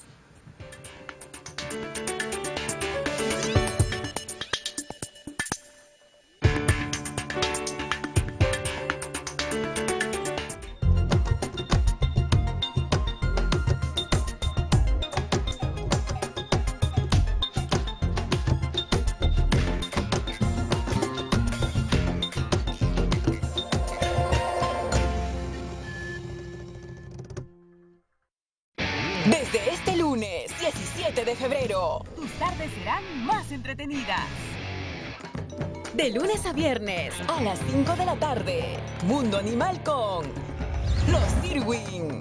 Una familia que busca preservar la mayor cantidad de especies animales en el planeta. Siguen el legado de Steve Irwin, el cazador de cocodrilos. A las 6 de la tarde, reportaje al Perú y costumbres. 2 programas emblemáticos, próximos a cumplir 20 años, con una selección de sus mejores viajes. Lunes, miércoles y viernes, reportaje al Perú. Explora nuevas rutas y descubre los secretos de un país que lo tiene todo. Martes y jueves, costumbres. Vive de cerca la variedad de celebraciones de los diferentes pueblos del Perú. Desde este lunes, 17 de febrero, full entretenimiento, diversión y aventura. TV Perú, somos todos.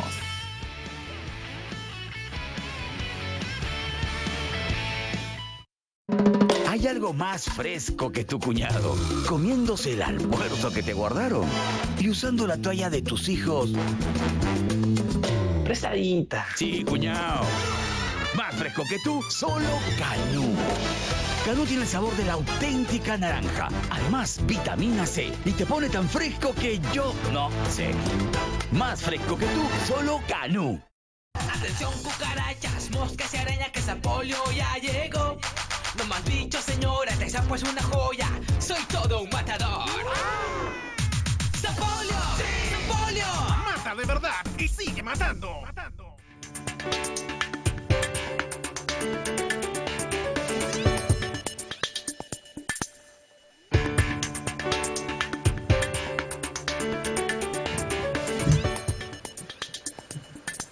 Seguimos en diálogo abierto por Nacional, estamos también en sintonía de TV Perú, así que llegamos a nivel nacional a todos los lugares para que ustedes puedan saber qué es lo que está sucediendo en nuestro país. Así es, vamos a darle la bienvenida a nuestros siguientes invitados, Luis Roel Alba, virtual congresista electo por Acción Popular, y César Combina, virtual congresista electo por Alianza para el Progreso. Bienvenidos, gracias por estar esta mañana con nosotros. Buenos días.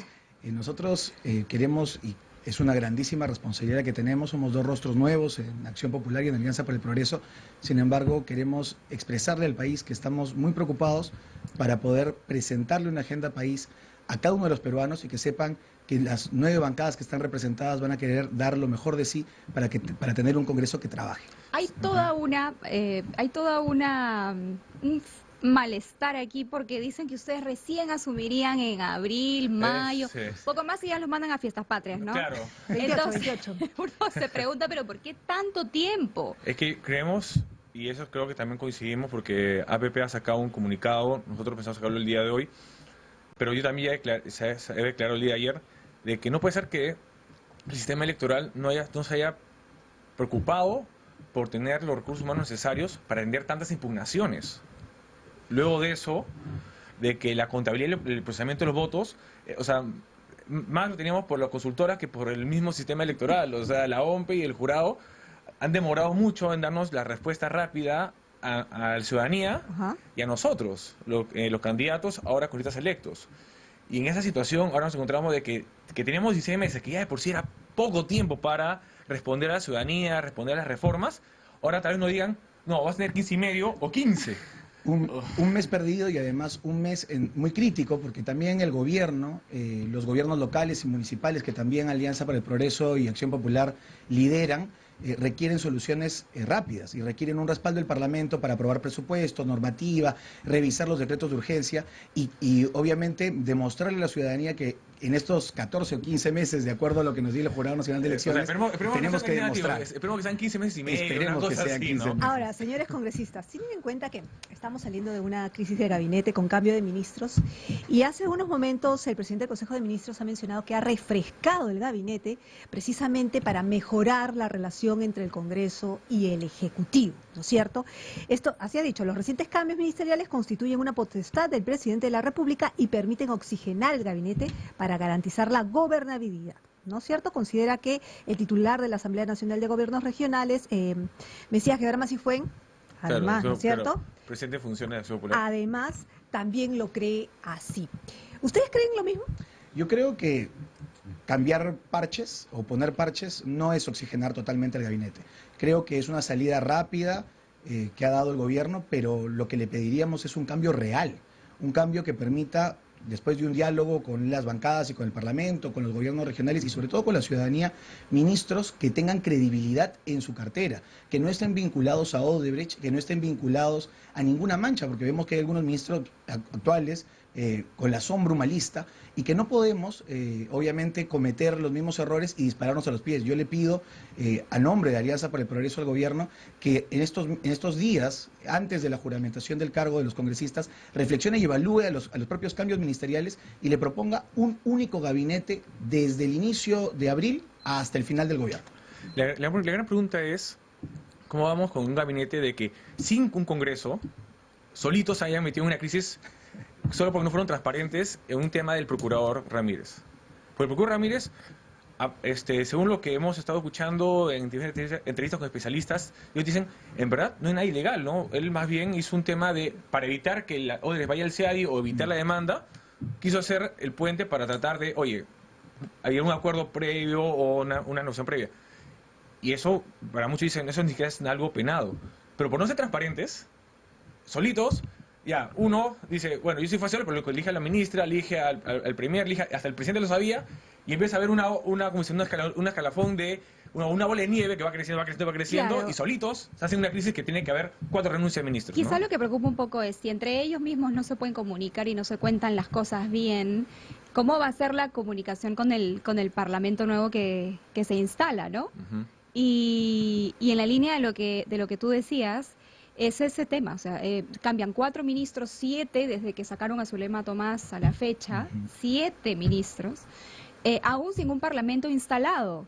Vicente Ceballos decía, no, pero es que hoy la sociedad fiscaliza, eso también es cierto, eso también es verdad, pero hay un poder del Estado que todavía no está en funciones plenas.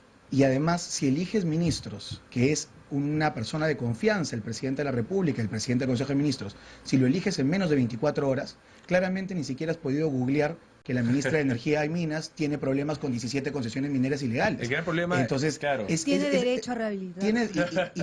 Y eso de que tiene derecho a rehabilitarse, creo que justamente es el gran problema. Parches, parches y parches. Claro, necesitamos un verdadero gabinete de consenso nacional y que le dé no solamente una oxigenación, que le dé la confianza al ciudadano que el presidente quiere hacer las cosas bien. Mira, lo más interesante es que pareciera que, y como en línea que dice César, es que hay que recomendarle un headhunter al presidente, ¿no? Uno que pueda por lo menos filtrar bien, buscar sus hojas de vida. Talentos para ubicar talento porque en verdad, a los ministeriables. Claro, porque no puede ser de que no tengas conocimiento de qué cosa o no ha trabajado los ministros o en... ¿Cuál es su pasado político? Su pasado político, su pasado en asesoramiento privado. Ya, y pero, esas cosas, imagínense. Ya, pero vamos al Congreso. Hay 4 modificaciones que supuestamente no tienen por qué alterar la marcha de los proyectos que ya están en marcha en el país. Pero hay otros que deben garantizar la continuidad de obras que permitan mejorar lo que ya está en marcha, ¿no es cierto? ¿Ustedes saben qué cosas se tienen que modificar? ¿Ustedes saben qué es lo que se tiene que discutir? ¿Ya están al tanto? Nosotros hemos priorizado en Alianza para el Progreso la evaluación de los decretos de urgencia. Hay algunos decretos de urgencia que nos parecen realmente preocupantes, como el caso de la negociación colectiva, que está afectando a diversos gremios y trabajadores en el Estado peruano, desde las municipalidades, de salud, del MINSA, Ministerio de Educación. y que lo hemos puesto en agenda y vamos a solicitar su derogatoria. Y posteriormente también a nivel del trabajo parlamentario, junto con las otras bancadas, les vamos a proponer un paquete de reactivación nacional. Hay algunos buenos proyectos de ley que vamos a sumar del Congreso anterior, como por ejemplo el caso de las pensiones, de incluir 1% del IGB que cada peruano paga para crear un fondo pensionario individual, pero también otros proyectos personales, individuales de Alianza para el Progreso, que se han sumado en un gran paquete de medidas, como por ejemplo la reforma del Foncomún, la reforma del canon minero y el destrabamiento de la inversión pública, que obviamente es lo que quiere la ciudadanía, quiere un bicentenario con obras y con bienestar para todos. Luis Roel. Claro, en esa misma línea, primero el tema del coste de urgencia y la revisión es un deber constitucional. O sea, la Constitución establece de que en este interregno el Poder Ejecutivo, al no haber Congreso, va a legislar por decreto de urgencia. Y que, en teoría, que la Comisión Permanente va a hacer informe de evaluación, si son constitucionales o no, y ya este Congreso complementario los revisa y si está de acuerdo con ellos, los hace suyo, y si no, hace un nuevo informe y ya declarará si son constitucionales o no. Primero es un deber constitucional que tenemos, esa es la prioridad que tiene este Congreso complementario. Luego, no solo hay que ver reformas económicas, que también coincidimos con APP y con César, sino también hay que hacer continuación de reformas políticas de justicia. Y la primera reforma que tenemos que ver es la ley orgánica de elecciones, el artículo 4. Porque si no, mira, encima que el jurado nos ha complicado la vida con menos tiempo. Solo hasta abril tenemos en teoría con la ley orgánica, como está, hasta abril para hacer todas las reformas. A esto quería llegar. Lo que está en juego, más allá de si son 14, 15 o 16 meses... Es el tiempo para las reformas. Es el tiempo para la reforma política. Y probablemente no alcancemos. Entonces, eso sí preocupa porque todos queremos, ¿no es cierto?, que a futuro las autoridades puedan ser elegidas con mejores filtros. Por eso mismo. Entonces, imagínense, si no tenemos la reforma, la ley orgánica de elecciones, con el tiempo justo que nos está dando la OMP y el Jurado de Elecciones, el sistema electoral en sí, tenemos que reformularlo. ¿Para qué? Darnos tiempo para que todas las reformas políticas que nos va a costar, que vamos a trabajar y que la sociedad está pidiendo, hacerlo hasta se puede, ya no un año, sino en los 6 meses antes de la elección.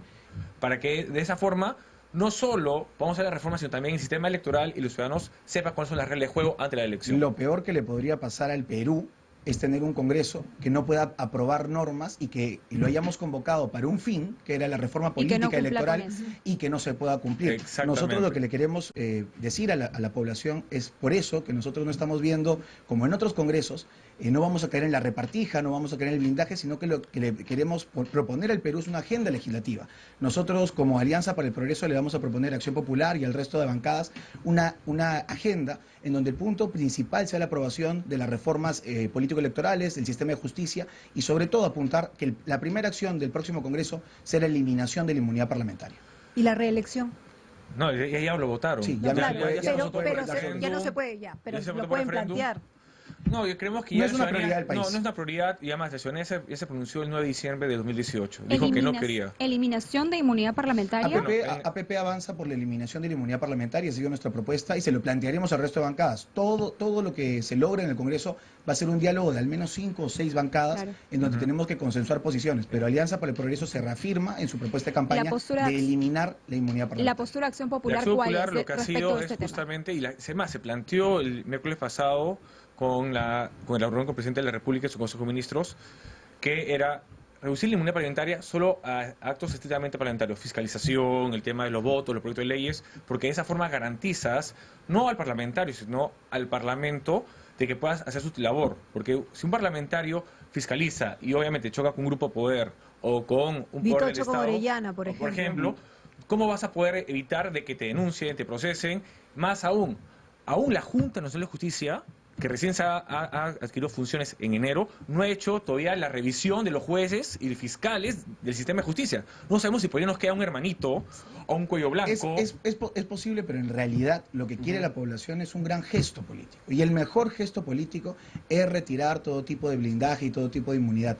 No queremos que ocurra y que grupos radicales utilicen alguna salvedad, que es lo que ocurre siempre para blindarse o para provocar radicalismos. Mira, volviendo al tema de la inmunidad.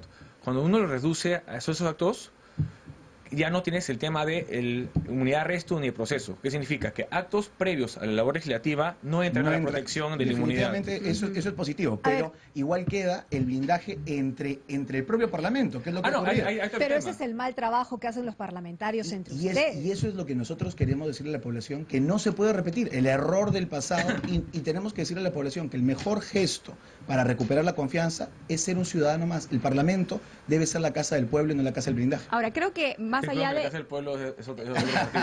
Creo que más allá de... Está en otra cuadra más abajo. Creo que más allá de que si se elimina completamente o si se aplica esta inmunidad para labores muy específicas de los parlamentarios, lo importante es que hay un interés de consenso y que creo que dos bancadas tan importantes como las que ustedes representan tienen el interés de que sea probablemente una norma que se una norma que se apruebe lo suficientemente justa, ¿no es cierto? Justamente para evitar el blindaje y los casos Edwin Donaire y Junta de Justicia, cuando fuimos a debatir, bueno, a exponerle al presidente de la República y a su Consejo de Ministros, y también lo hemos estado trabajando con la diferente bancada cuando nos hemos reunido, el tema de que cuál sería el gesto político que justamente va a César después de la inmunidad. Darle tal vez el levantamiento, cuando haya esta duda de que es un acto o no parlamentario el que se está ahorita evaluando o se está acusando, investigando por el Ministerio Público o procesando por el Poder Judicial, darle un tercer ente, un ente autónomo. Entonces, en gran debate está quién puede ser. Claro, el gobierno decía Corte Suprema, pero no puede ser juez y parte. O sea, quien te levanta la inmunidad no puede ser quien luego te juzga.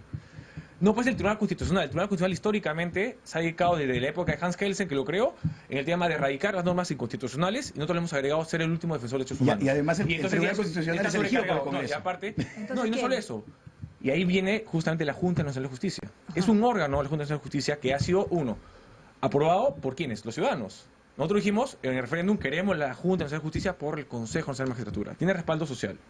Número 2, los miembros son elegidos por una comisión especial que lo lidera el defensor del pueblo, el presidente del Tribunal Constitucional, el presidente del Poder Judicial, la Fiscalía de la Nación, el Contralor General de la República, un representante de las universidades privadas, otras universidades públicas. O sea, es un ente, pero un colegiado... Pero el problema es que sigue quedando entre cuatro paredes. Sigue quedando entre cuatro paredes. Quienes son y además son elegidos, escúchame César, para un poco ilustrarte, son elegidos por un concurso público de méritos. Tanto es así que han habido tachas de candidatos en ese proceso, ese concurso público. Okay. ¿Cuál es tu propuesta entonces? No hay pues una legitimidad total de la Junta Nacional de Justicia, si no ya habría avanzado lo suficiente para aprobar una reforma nacional de justicia. Además, tú mismo has señalado, ha habido tachas, ha habido procesos, ha habido problemas en esta selección. Y sigue llevándose el punto de la negociación privada entre cuatro paredes. ¿Cómo le podemos devolver la confianza al ciudadano si lo que vemos que podría ser fiscalización termina siendo evaluado entre 4 o 5 personas, donde está la universidad privada, donde está la universidad pública, pero además donde está también la mano del gobierno y la mano de la política? Nosotros lo que le queremos decir a la población es que quien nada debe, nada teme. Pero ojo, nosotros como Alianza para el Progreso le hemos presentado al país una propuesta. Y esa propuesta la vamos a defender. Obviamente la tenemos que consensuar con el resto de bancadas, pero la eliminación de la inmunidad parlamentaria es una propuesta de Alianza para el Progreso y creo que es un gran gesto a la población. Quedó claro. ¿Cuáles son las posturas? Sí, bastante. Ponerse de acuerdo. Ahora, yo quería saber, Luis Roel, a quienes, digamos, respetan en la acción popular como, digamos, titular, como líder, ¿no? Porque en los últimos días, digamos, ha habido un poco de confusión, ¿no? Por un lado tenemos, pues, que el líder, obviamente, es Mesías Guevara, ¿no? Digamos en el papel, pero vemos en las fotografías, digamos, a Arias Canseco, ¿no? A la alcalde. Es interesante que menciones eso, ¿por qué?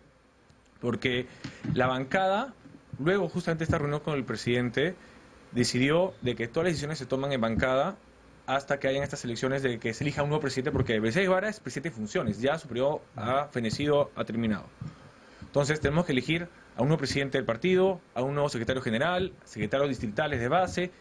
Entonces, eso hasta que no se convoca, hasta que no se elijan, la bancada, todas las decisiones se toma en bancada y se respetan. Tanto así que, por ejemplo, la postulación de Manuel Merino como nuestro principal vocero y candidato a la mesa fue una elección de la bancada. Y los 25 congresistas electos de Acción Popular respaldan esa decisión. Otto Guidovich y Jessy Fabián son nuestros dos voceros, titular y alterno, para justamente centrarse a conversar con otras bancadas electas y establecer estas conversaciones y consensos. También cómo fueron elegidos por la bancada. No ha sido elegido ni por Michelle Guevara, no ha sido elegido por el comité político, ni ha sido elegido por los que están mencionadas. O sea, son independientes. No somos independientes, porque todos los que somos del Partido Acción Popular somos correligionarios, somos militantes. Esa bancada no fue elegida militando un voto, como primero en las internas, y además en las internas no hubo ni invitados ni disueltos. Ese es un gran punto que creo que Alianza para el Progreso, desde el primer momento de acción pública como bancada, que hemos ido a la reunión convocada por el presidente de la República, fuimos encabezados por nuestro presidente. Y nosotros, los 22 que representamos a Alianza para el Progreso, tomamos las decisiones junto con César Acuña. Justamente el próximo 24 vamos a elegir a nuestro equipo directivo dentro de la bancada para poder representarnos en las comisiones y si llegamos a un acuerdo después de una agenda país en donde las bancadas democráticas puedan ponerse de acuerdo, también en la mesa directiva. Me gustaría preguntarte, Luis, por el caso de Mónica Saavedra. Mónica Saavedra, quien es la más votada. Que va a presidir la Junta Preparatoria. Va a presidir la Junta Preparatoria, pero tiene una sentencia firme por violencia familiar y ella no lo comunicó. Al jurado. Ahí, claro, no dijo nada. A ver, son diferentes momentos de lo que se va a tratar. Respecto de lo que ya el jurado en sus elecciones ha señalado, ¿no? Que ya no puede hacer nada porque ya es congresista. Se lo hubiera visto hasta un día antes de la elección, la puede haber excluido. No lo supo porque ese tema de que justamente hablábamos, ¿no? Hay una falta de interoperatividad entre diferentes entes del Estado de comunicación. ¿Dónde está la buena fe? Ella tuvo que decirlo. No, claro, ahí está el tema. Esa es la regla. Claro, la regla. Ella, el jurado no se enteró, no supo y no la excluyó, pero se ha mandado el caso al Ministerio Público. Ella ya ha sido electa, ella ya es congresista y va a tener que responder personalmente cuando el Ministerio Público la convoque por las investigaciones, por el inicio de acusación, etcétera. Y eso la atañe a ella de forma personal. Y es por eso que queremos eliminar la inmunidad parlamentaria, porque justamente ahí es donde sale. ¿Cuándo se dio a conocer? Cuando ya era congresista electa. Entonces, ¿aplica o no la inmunidad? No, porque es un acto anterior. Y cuando la Fiscalía, sí, pero en medio del proceso, en una hoja de vida parlamentaria. A ver. Es decir, no hay señores que caer justamente en ese tema. Señores virtuales congresistas, un segundo. Claro, y volviendo al tema. Está claro eso que ha sido anterior y qué sé yo, pero ella tuvo que consignarlo y no lo obviamente. hizo. Por eso que Acción Popular... Yo entiendo que es un tema personal que ella tendrá que responder cuando le cite el Ministerio Público, qué sé yo, pero más, ¿a ustedes cómo les toca este tema? ¿Cómo les llega este tema como grupo parlamentario? Porque estamos hablando de que ella va a presidir la Junta Preparatoria. ¿Qué conversaciones han existido en el interior de Acción Popular? En el tema de la Junta Preparatoria, ella no puede renunciar ni podemos solicitar que renuncie porque por mandato, el reglamento del Congreso, ella tiene una obligación y un deber. Entonces, sobre ese tema ya no se puede hacer nada. Ella tiene que presidir la Junta Preparatoria porque es un mandato legal del reglamento del Congreso. Ok, pero al interior de Acción Popular hay algún malestar, fastidio, se le ha citado, se le ha dicho, ¿por qué no has dicho esto cuando eran las reglas del juego? Y partimos por un punto, y su filtro, y partimos por un punto muy básico. Estamos eligiendo un nuevo Congreso, que queremos que sean nuevos rostros, gente que sí esté comprometida, digamos, ¿no es cierto? Confianza. Que genere, exactamente también, y vemos que ella, que es la más votada que va, no lo hace. Por eso, en ese sentido, también continuando con en tres momentos. Primer momento, el tema del jurado y lo que ha remitido el Ministerio Público que va a responder con esa situación. Luego, el tema de la Junta Preparatoria, que no se puede hacer nada. Ella, por mandato legal, tiene el deber de asumirlo. Y un tercer momento ya en funciones. Si ella fuera a un momento denunciada y va a la Comisión de Ética y se tenga que suspender los días que tenga que suspenderse, Acción Popular ha señalado y ya se ha acordado que no se va a blindar. Por un tema de que, como ustedes mencionaron, ella omitió esa información, ya sea por un tema de que no quiso, porque el argumento que ella señala es que no quiso afectar el derecho de su hijo, ¿no? A la intimidad, ¿no? Del caso que había pasado, pero al haber omitido incumplió una ley. Y como tal, si tiene que asumir una sanción, la asumirá dentro del Congreso. Sobre ese tema ya hemos hablado, no vamos a blindar a nadie. Es más, desde las elecciones internas y las elecciones generales, Acción Popular como partido y los que hemos sido candidatos, hemos hablado que para dar, y siguiendo un poco el comentario, de dar una respuesta política a la ciudadanía de que este es un Congreso diferente, Acción Popular no va a blindar a nadie. Ok, pero ustedes no van a blindar. ¿Pero qué van a hacer dentro? Y por ahí va la pregunta Ahí está de el Perla. tema. ¿Qué van a en el hacer partido Acción Popular? Exactamente. Ahí va el tema respecto a lo que hace con el partido. Lo mencioné. En estos meses se va a convocar a elecciones tanto para la presidencia del partido, para el secretario general y los órganos internos. Dentro de esos órganos está el Tribunal de Honor. Por este tipo de falta, que es una falta grave, ella va a tener que seguir un procedimiento político dentro del partido ante ese Tribunal de Honor, donde el cual se decidirá su suerte. En ambos casos, ella va a tener que hacer sus descargos y, de ser caso, va a ser suspendida o va a tener que salir del partido porque esa falta es una falta grave que no solo afecta a ella, sino afecta al partido. Para ello, como volvemos al tema, tiene que seguirse los procedimientos, tiene que seguirse los órganos y ese órgano será el Tribunal de Honor. Claro, entendemos que los temas familiares son difíciles, son delicados, son muy dolorosos, Claro. Pero también es cierto Hay que que cumplir si las normas. tú quieres presentarte a un cargo público y hay una norma específica, una regla, hay que cumplir con esa regla, porque Y no si no solo eso, porque empezamos con el pie además- izquierdo. Para hacer mal la Y idea, además para una hoja de ayudar, vida es una declaración no. jurada, o sea, Por eso no mismo. puedes decir que me Vuelvo a decir. equivoqué, quería defender a mi hijo, porque en realidad cualquier persona, por ejemplo, un pegalón que le ha desfigurado a su mujer, podría decir exactamente lo mismo. Eso es solamente una artimaña política. Y yo pienso que la Vuelvo a Acción decir. Popular tiene que tomar mano dura sobre ese caso. Y bueno, creo que yo lo he dejado muy claro, César, y volviendo al tema, ¿no? Muy En el bien, tema, señores. sí. Nos tenemos que ir lamentablemente, pero Sí. de hecho que vamos a tener Mucho mucho tiempo. Antes de la juramentación. De todas Bueno, maneras. entonces ustedes esperen que se adelante, ¿no? La juramentación para que Bueno, no juramenten en más que Navidad. adelante, que por Termine lo el menos proceso de- termine el proceso tal cual, garantizando los derechos de quienes han impugnado, pero al mismo tiempo que no se haga en los plazos máximos, sino que se pueda hacer en los plazos de ley, pero los mínimos. Muy bien. Los mínimos. Muchísimas gracias, señores. No, Gracias. Luis Roel Alba, virtual congresista electo por Acción Popular, y Miguel Ángel Soria Fuerte. Perdón. No. ¿Dónde está? Se me ha ido. Se me ha César ido. combina, Se me ha ido. virtual congresista electo por La Alianza conversación. para el Progreso. Muchas gracias por estar esta Perdón. mañana. Pausa comercial y regresamos con más. Gracias. Se me trajo pelo.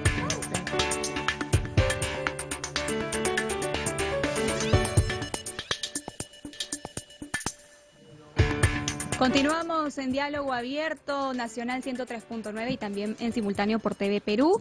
Vamos a darle la bienvenida al fiscal superior Martín Salas Segarra. Bienvenido, doctor. Gracias por estar ¿Cómo esta está? mañana con Muchas nosotros. gracias. Bien.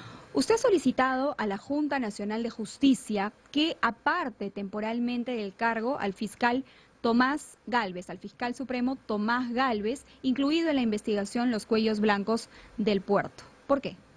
Bien. En primer término, el motivo de mi presencia aquí es para ilustrar ante la opinión pública el motivo de lo que yo pido ante la Junta Nacional de Justicia. Yo no estoy acá porque tengo algo en contra de alguien o porque pretendo defender a alguien. El motivo de mi pedido a la Junta Nacional de Justicia responde a un tema netamente institucional, defensa institucional.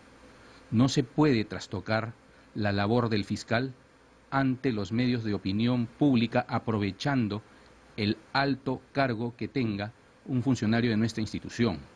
Miren lo peligroso que es esta situación. Tenemos una Junta de Fiscales Supremos que está integrada por 5 fiscales supremos. De los 5 fiscales supremos, tenemos 3 fiscales supremos investigados por presuntos delitos de corrupción de funcionarios. La Junta de Fiscales Supremos es el órgano de gobierno del más alto estamento del Ministerio Público y está presidido por la señora Fiscal de la Nación. En ese contexto, ante la Junta de Fiscales Supremos, se toman las decisiones más importantes del Ministerio Público. Se definen, en algunos de ellos, cómo se va a apoyar a la investigación contra la criminalidad organizada, contra la corrupción de funcionarios, contra el lavado de activos, etcétera. Si tenemos una Junta de Fiscales Supremos cuyos miembros, en mayoría, están investigados por delitos de corrupción, esta situación deslegitima a la Junta de Fiscales Supremos. Entonces, imagínense lo difícil que debe ser para la señora Fiscal de la Nación estar sentada presidiendo una Junta de Fiscales Supremos, ¿no? Y para el mismo señor fiscal Pablo Sánchez Velarde compartir en esta Junta de Fiscales Supremos con sus propios investigados. Ahora, doctor, usted lo que ha dicho es notorios actos de intromisión e interferencia, adelanto de pronunciamiento y abuso de poder funcional. Estoy leyendo lo que usted ha consignado en esta solicitud que ha hecho llegar a la Junta Nacional de Justicia. Y se refiere en específico a las declaraciones del señor Gálvez que brindó en este espacio el sábado pasado. Así es. Así es. ¿Sobre qué puntos? El señor fiscal Tomás Aladino Gálvez Villega, al momento en que es entrevistado por ustedes, empieza por decir en primer término que los fiscales a cargo de la investigación son operadores de Odebrecht. Una situación totalmente peligrosa porque pretende desestabilizar la labor que vienen haciendo los fiscales ante la opinión pública. Segundo punto, dice, o marca situaciones como que el aporte a las campañas electorales no es delito.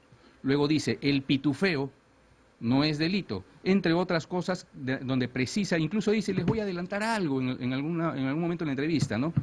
Y continúa calificando de ausencia de delito estas investigaciones que comprenden aportes a campañas electorales. Tuvimos más temprano en nuestros estudios al ex viceministro de Justicia, Miguel Ángel Soria, le preguntamos su opinión sobre este tema y él nos decía, bueno, pero si el señor Gálvez opina sobre estos temas, que le parece que Vela y Domingo Pérez trabajan a favor de Odebrecht y demás, el fiscal Vela y el fiscal Domingo Pérez también han adelantado opinión en algunos otros casos. Entonces, la vara con la que se mide debería ser la misma en ambos casos. ¿Usted comparte esta opinión?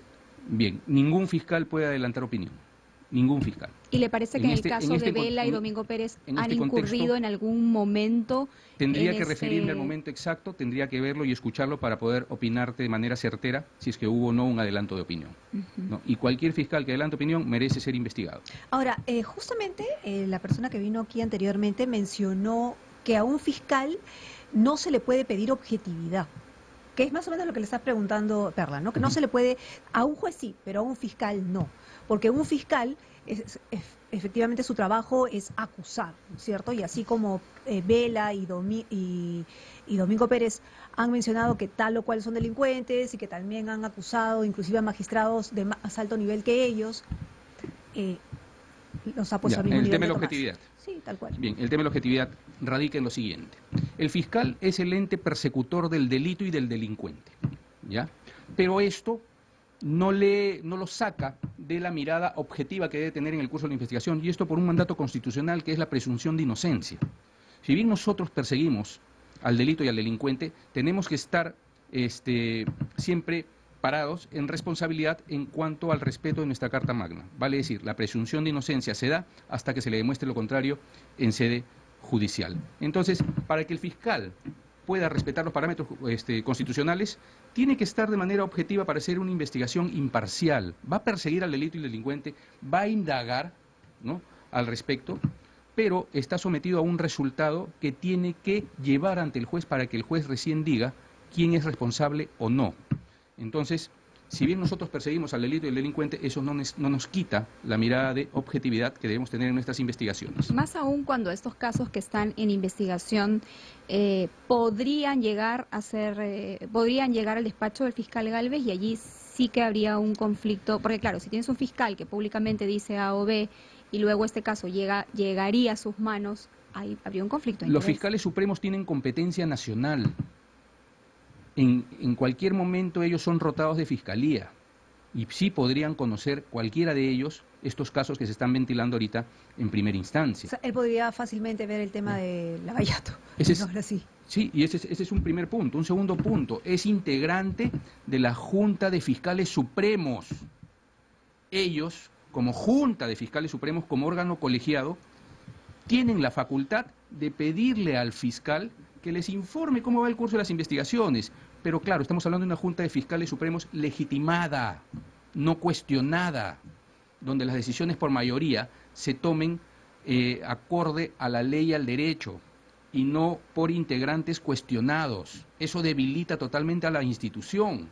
Es por eso que yo le digo a la Junta Nacional de Justicia que, por favor, separen temporalmente, aparten temporalmente del cargo hasta que se defina la situación jurídica de estos señores. ¿Por qué? Porque les favorece también la presunción de inocencia, ¿no? Pero mientras tanto, si están cuestionados, ¿cómo van a tomar decisiones importantes en la lucha contra la corrupción si están siendo investigados por corrupción. Ahora, hay un tema importante y es que él aquí adelantó y dijo que no era delito o no eran hechos de corrupción el tema del pitufeo, ¿no es cierto? Y lo dijo, ¿no? Porque el pitufeo es cuando hay una promesa de dar dinero, lo dijo específicamente. En ese sentido, eso que también está estipulado en su solicitud, ¿qué implica? Ya, bien. Primero, cuando llega la noticia criminal al Ministerio Público, el Ministerio Público empieza los actos de indagación. Y vamos a ver un hecho criminal donde aparecen diversos hechos. Uno de ellos, el pitufeo, ¿no? Otro de ellos, aportes directos a la campaña, etcétera, etcétera. No me voy a referir a un caso específico, pero estoy dando el ejemplo. Entonces, si yo tomo un hecho aislado, eso no es delito. Tengo que valorarlo en su conjunto. ¿Y eso dónde lo hago? En la etapa correspondiente. Si el caso está en diligencias preliminares, todavía no se ha hecho un juicio de subsunción de los hechos. ¿Qué quiere decir esto? Que el fiscal no ha calificado qué delitos son estos hechos. Si estamos en etapa de formalización de investigación preparatoria, el fiscal ya lanza una primera tesis, una primera teoría del caso que le permite hacer incluso no solamente este juicio de subsunción con una calificación específica, sino también una calificación alternativa. Puede decir que es colusión o negociación incompatible, ¿no? ¿Dónde se va a saber si los hechos son delito? Los hechos son delito para el fiscal, cuando el fiscal formula acusación y todavía su acusación tiene que someterse a un control judicial. Entonces, decir que no es delito antes de haber acusado es un adelanto de pronunciamiento, a todas luces. Ahora, no es la primera vez que un fiscal solicita formalmente que otro fiscal sea suspendido mientras duren investigaciones.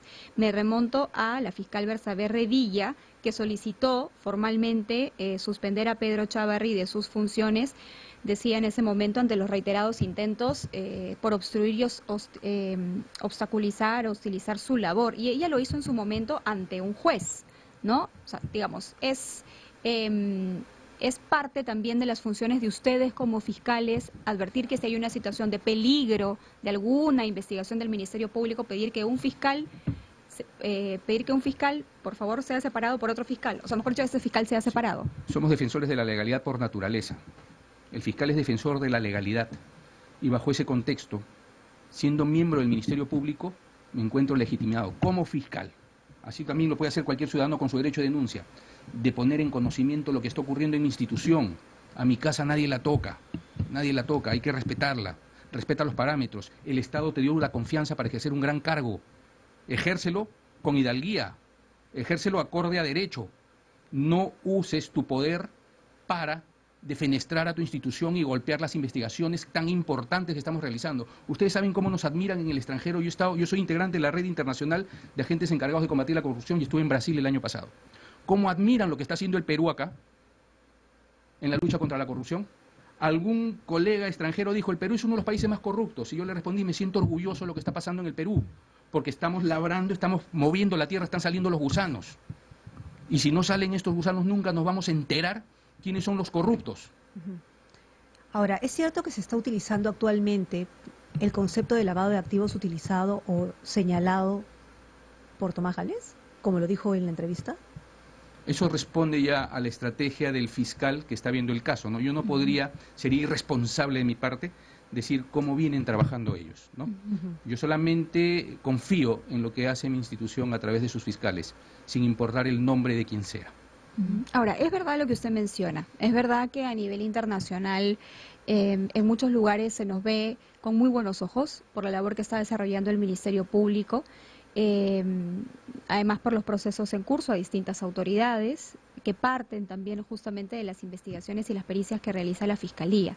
Pero también es cierto que se está criticando, y se critica desde hace algún buen tiempo, los términos del acuerdo de colaboración eficaz suscrito por el Ministerio Público, por el equipo especial Lavallato y la empresa Odebrecht, respecto de las facilidades, por ejemplo, que se le había dado para el pago de la reparación civil. Entonces, se está pidiendo desde distintos lugares que este acuerdo de colaboración eficaz pueda hacerse público, más aún ahora que Odebrecht nos ha demandado por 1.200 millones de dólares. ¿Usted considera que hacer público ese acuerdo de colaboración eficaz complicaría hoy hoy la labor de los fiscales del equipo especial Lavallato? Mira, no me voy a referir a un caso específico, te voy a responder con generalidades porque estoy prohibido por ley de comentar algún caso en trámite en los medios de comunicación. Correcto. ¿Ya? Si me llega un caso como fiscal donde se encuentra involucrada una empresa, ¿no? Una empresa, y yo quiero determinar quiénes son los que cometen corrupción, vamos a hacer el siguiente símil. Tengo a la serpiente que tiene todo el veneno de la corrupción y va hincando a los funcionarios públicos con este veneno y les va insertando la corrupción. A mí me interesa primero tener a la serpiente acá, obtener el veneno para sacar el antídoto y combatir a estos funcionarios contagiados de la corrupción. Si yo mato a la serpiente, no voy a tener el antídoto. Entonces tengo que sentarme para sacarle el veneno, tengo que negociar con ella. El éxito de la lucha contra la corrupción a nivel internacional son las delaciones premiadas, la colaboración eficaz. Si yo tengo que negociar, ¿por qué? Porque quiero identificar quiénes son esos parásitos que le están haciendo daño a mi país. ¿Y qué siente la Fiscalía cuando ustedes están negociando colaboraciones eficaces y de pronto el Ejecutivo, tanto el presidente como el presidente del Consejo de Ministros, dice que no negocian con la corrupción? Bueno, los discursos políticos son diversos. Hay que ver en qué observador me pongo para escuchar un político, ¿no? Hasta dónde le doy credibilidad. No podría decirle si creo en alguien o no ahora, ¿no? Con la experiencia que tiene el país en temas de política en los últimos años, es bien complicado creerle a alguien, ¿no? Ahora, ¿cuál va a ser el curso que va a seguir su solicitud ante la Junta Nacional de Justicia? ¿Ya Bueno, fue recibida? ¿Lo van a citar? ¿Cómo es el procedimiento? Entiendo que lo han recibido. La ley orgánica de la Junta Nacional de Justicia faculta a la Junta Nacional de Justicia a abrir investigación de oficio o a pedido de parte contra los fiscales supremos, ¿no? Yo ya hice el pedido, entiendo que ellos abrirán investigación, ¿no? Realizarán los actos de investigación correspondientes para determinar si efectivamente este señor atentó contra la ley de la carrera fiscal, ¿no? Ahora, apartarlo es suspenderlo temporalmente, ¿no? Lo que usted Sí, está es pidiendo. temporalmente. Yo no estoy diciendo que él sea culpable. Claro. Que lo diga ante la Junta Nacional de Justicia. Muy bien. ¿Por qué hizo lo que hizo? Apartarlo temporalmente es que no cobre el sueldo, ¿cómo es la figura, Entiendo digamos? que dentro de este apartamento temporal cobran el 80% de las remuneraciones, ¿no? Ok. Los ingresos. Muy bien, muchísimas gracias, fiscal, por haber venido a contarnos un poco en qué consiste este pedido, ¿no es cierto?, ante la Junta de Justicia para que aparte al fiscal supremo Tomás Calve. Muchísimas gracias. Martín Salas con nosotros. Gracias, fiscal. Pausa comercial y regresamos con más.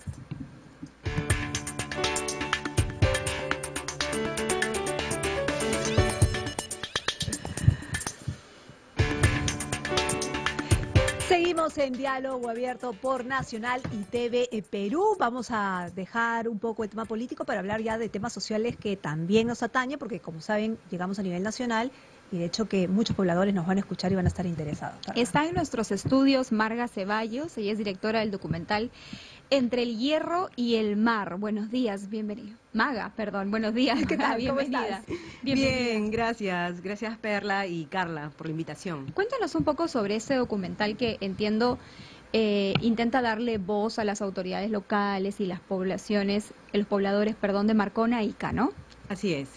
Entre el Hierro y el Mar es un documental que plantea la compleja realidad que hay entre minería y desarrollo en el país, ¿no? Más aún en un país en el cual se habla mucho de que la actividad minera es una de las principales actividades económicas del país, ¿no? Se promueve mucho. El documental presenta diversas aristas de una relación que hay entre la minería y la población. Es el conflicto territorial. El 78% del territorio de Marcona está concesionado, está en manos de 2 empresas mineras. Habla del conflicto laboral, que es un conflicto que es desde el inicio de la privatización que da el Estado hacia una empresa china, una transnacional china. Y en tercer lugar plantea el tema social, ¿no? Marcona tiene cerca a 60 años de minería, sin embargo, por ejemplo, tiene agua interdiaria y tanto la luz y el agua están en manos de una empresa minera. En el país en ningún caso se da esa circunstancia. ¿Y por qué pasa eso? Porque en realidad cuando se concesiona la empresa anteriormente a la Marcona Mining Company, no existía, digamos, sí existía el distrito, pero digamos estaba todo a manos de una empresa privada. Y cuando se concesiona a la Shogun, se hace responsable de esto, ¿no? Pero acá lo que plantea el documental es el tema de la ausencia del Estado en zonas extractivas, ¿no? O sea, no solamente sucede esto en Marcona, sucede la ausencia del Estado en zonas extractivas, casi se da en muchos lugares del país. Sucede en Andoas, en Loreto, sucede en Cerro de Pasco, sucede en Espinar, Cusco, porque, por ejemplo, nosotros hemos lanzado hace 2 años un documental que se llama La vida no vale un cobre, y ahí presentamos la problemática de salud y la problemática del agua, ¿no? Las personas que viven alrededor de la mina no tienen acceso a salud y tampoco tienen acceso al agua potable. Pero eso es lo básico, ¿no es cierto? Exacto. Son necesidades básicas. Entonces, lo que el documental, el fondo del documental es cuestiona el modelo de desarrollo basado solamente en las industrias extractivas y la ausencia del Estado, ¿no? O sea, porque, por ejemplo, el documental Entre el Hierro y el Mar presenta las potencialidades de Marcona, como el tema de la pesca y el turismo, ¿no? Es un distrito que también basa su economía en la pesca. No solamente en la minería. No solamente en la minería. Sin embargo, no hay inversión, hay un cuestionamiento serio hacia la gestión local, las autoridades regionales y también al gobierno central, ¿no? O sea, no invertir en las potencialidades, o sea, es un cuestionamiento que deberíamos hacerlos siempre, ¿no? O sea, tanto población y las autoridades, ¿no? Porque, o sea, no puede ser posible que una región que se basa su economía en las extractivas, las autoridades no puedan planificar y diversificar su economía, ¿no? O sea, se va a la mina y chao. Exactamente. Ahora, ¿por qué, o sea, digamos, en qué medida tú presentas o cómo presentan en el documental la ausencia del Estado? Ok, tú me dices que no hay servicios básicos, pero ¿las poblaciones tienen alguna vía para poder acercarse al Estado, digamos, a hacer sus pedidos o a reclamar? No. Siempre se ha presentado la problemática de Shogun y de Marcona, la relación laboral, ¿no? Siempre ha sido como noticia, han habido huelgas de 32 días, han habido huelgas de hambre de parte de los trabajadores. La empresa Shogun tiene, yo podría decir que tiene hasta miles de denuncias laborales. Sin embargo, nunca se ha presentado las otras problemáticas, las otras aristas que tiene, ¿no? Por ejemplo, Marcona hace 6 años no tiene un hospital, siendo un distrito que sus trabajadores trabajan en empresas mineras, que el riesgo laboral es muy alto. ¿Y su seguro? Tienen seguro, pero, por ejemplo, muchas de las poblaciones tienen que pagar sus pasajes para irse hasta Nazca e Ica a poder atenderse, pagándose sus movilidades. Entonces, el tema es bastante serio, ¿no? O sea, no estamos acá cuestionando la actividad minera, o sea, estamos dando una alternativa que debería de invertirse en regiones, ¿no? Tener una mirada más allá de la minería, diversificar la economía y el tema de la presencia del Estado. A ese punto quiero ahondar en ese punto, porque tú nos dices el agua, la luz, depende de la empresa minera y no del Estado. Entiendo que en un principio no estaba, lo que nos acaba de explicar, que no estaban, digamos, determinados los espacios, qué sé yo. Pero hoy en día, ¿por qué el Estado sigue abstraído de su propia responsabilidad y la delega de esta manera a una empresa que, si bien quiere invertir y sacar lo suyo, no se puede abstraer de algo que le compete? ¿Por qué no se ha hecho nada al respecto en tanto tiempo? Ese es el tema central que nosotros cuestionamos, ¿no? O sea, no, como ya señalé, o sea, no es un tema solo de Marcona, ¿no? O sea, sucede en muchas partes del país. Entonces, ojalá con este tema de una nueva ley minera, digamos, se pueda identificar estas debilidades de parte del Estado, ¿no? O sea, no puede ser posible que se deje la responsabilidad en manos de una empresa, ¿no? De un privado. ¿No ha habido algún acercamiento en estos 30 años? O sea, ¿no ha habido ninguna comisión? Claro, porque hablamos de servicios básicos. Sí, en el año 2013 hubo una mesa de negociación entre PCM, población y los gobiernos locales. Justamente por este conflicto territorial, porque, por ejemplo, el alcalde de Nazca señala que no hay hospital en Marcona porque justamente la empresa Shogun no permite que se haga un hospital porque el territorio del hospital está dentro de su concesión. Entonces, han tenido que llegar a una negociación en una mesa de diálogo. Ni siquiera la empresa es es generosa, ¿no? De pensar y tener una buena relación con la población. O sea, simplemente tuvo que llegar a una negociación en una mesa de diálogo y se dio terrenos para justamente, entre otras cosas, como viviendas para las poblaciones, ¿no? Porque Marcona no puede crecer, o sea, no puede tener una visión de desarrollo como ciudad, o sea, el gobierno local no tiene competencia de su territorio, porque todo lo decide el gobierno central mediante el tema de las concesiones mineras que se dan por el MINEN, ¿no? ¿Cuántos días estuvieron filmando este documental? ¿Con quiénes lo filmaron? Bueno, yo soy productora, tengo una productora que se llama Hiperactiva Comunicaciones. Hace 10 años hacemos trabajo audiovisual enfocados a temas de derechos humanos, pero básicamente en el tema indígena y en el tema de impacto de las actividades extractivas en el país, ¿no? Eso es mi especialidad. Y Marcona llegué el año pasado en enero para grabar un tema más, enfoque más turístico, ¿no? Y me impactó mucho ver cómo la relación entre la minería y la población, ¿no? En la zona. Entonces empecé a hacer entrevistas y identifiqué que el tema no solamente iba más allá del tema laboral, ¿no? O sea, pensé que era una región, un distrito en que la relación minería y población era buena, ¿no? ¿Cómo es la población de Marcona? ¿Cómo es la población de Marcona? ¿Cómo está, ¿no es cierto?, bajo el impacto de 30 años de minería, por ejemplo, ¿no? O sea, ¿Qué encontraste?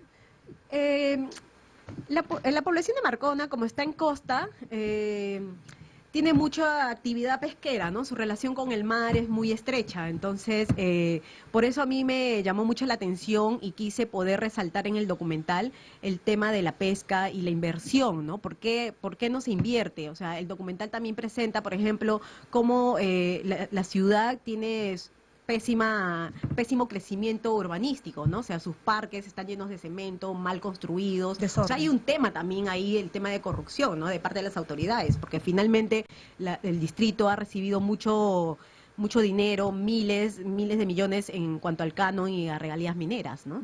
¿De cuánta población estamos hablando? Me parece que ahorita están en 20.000.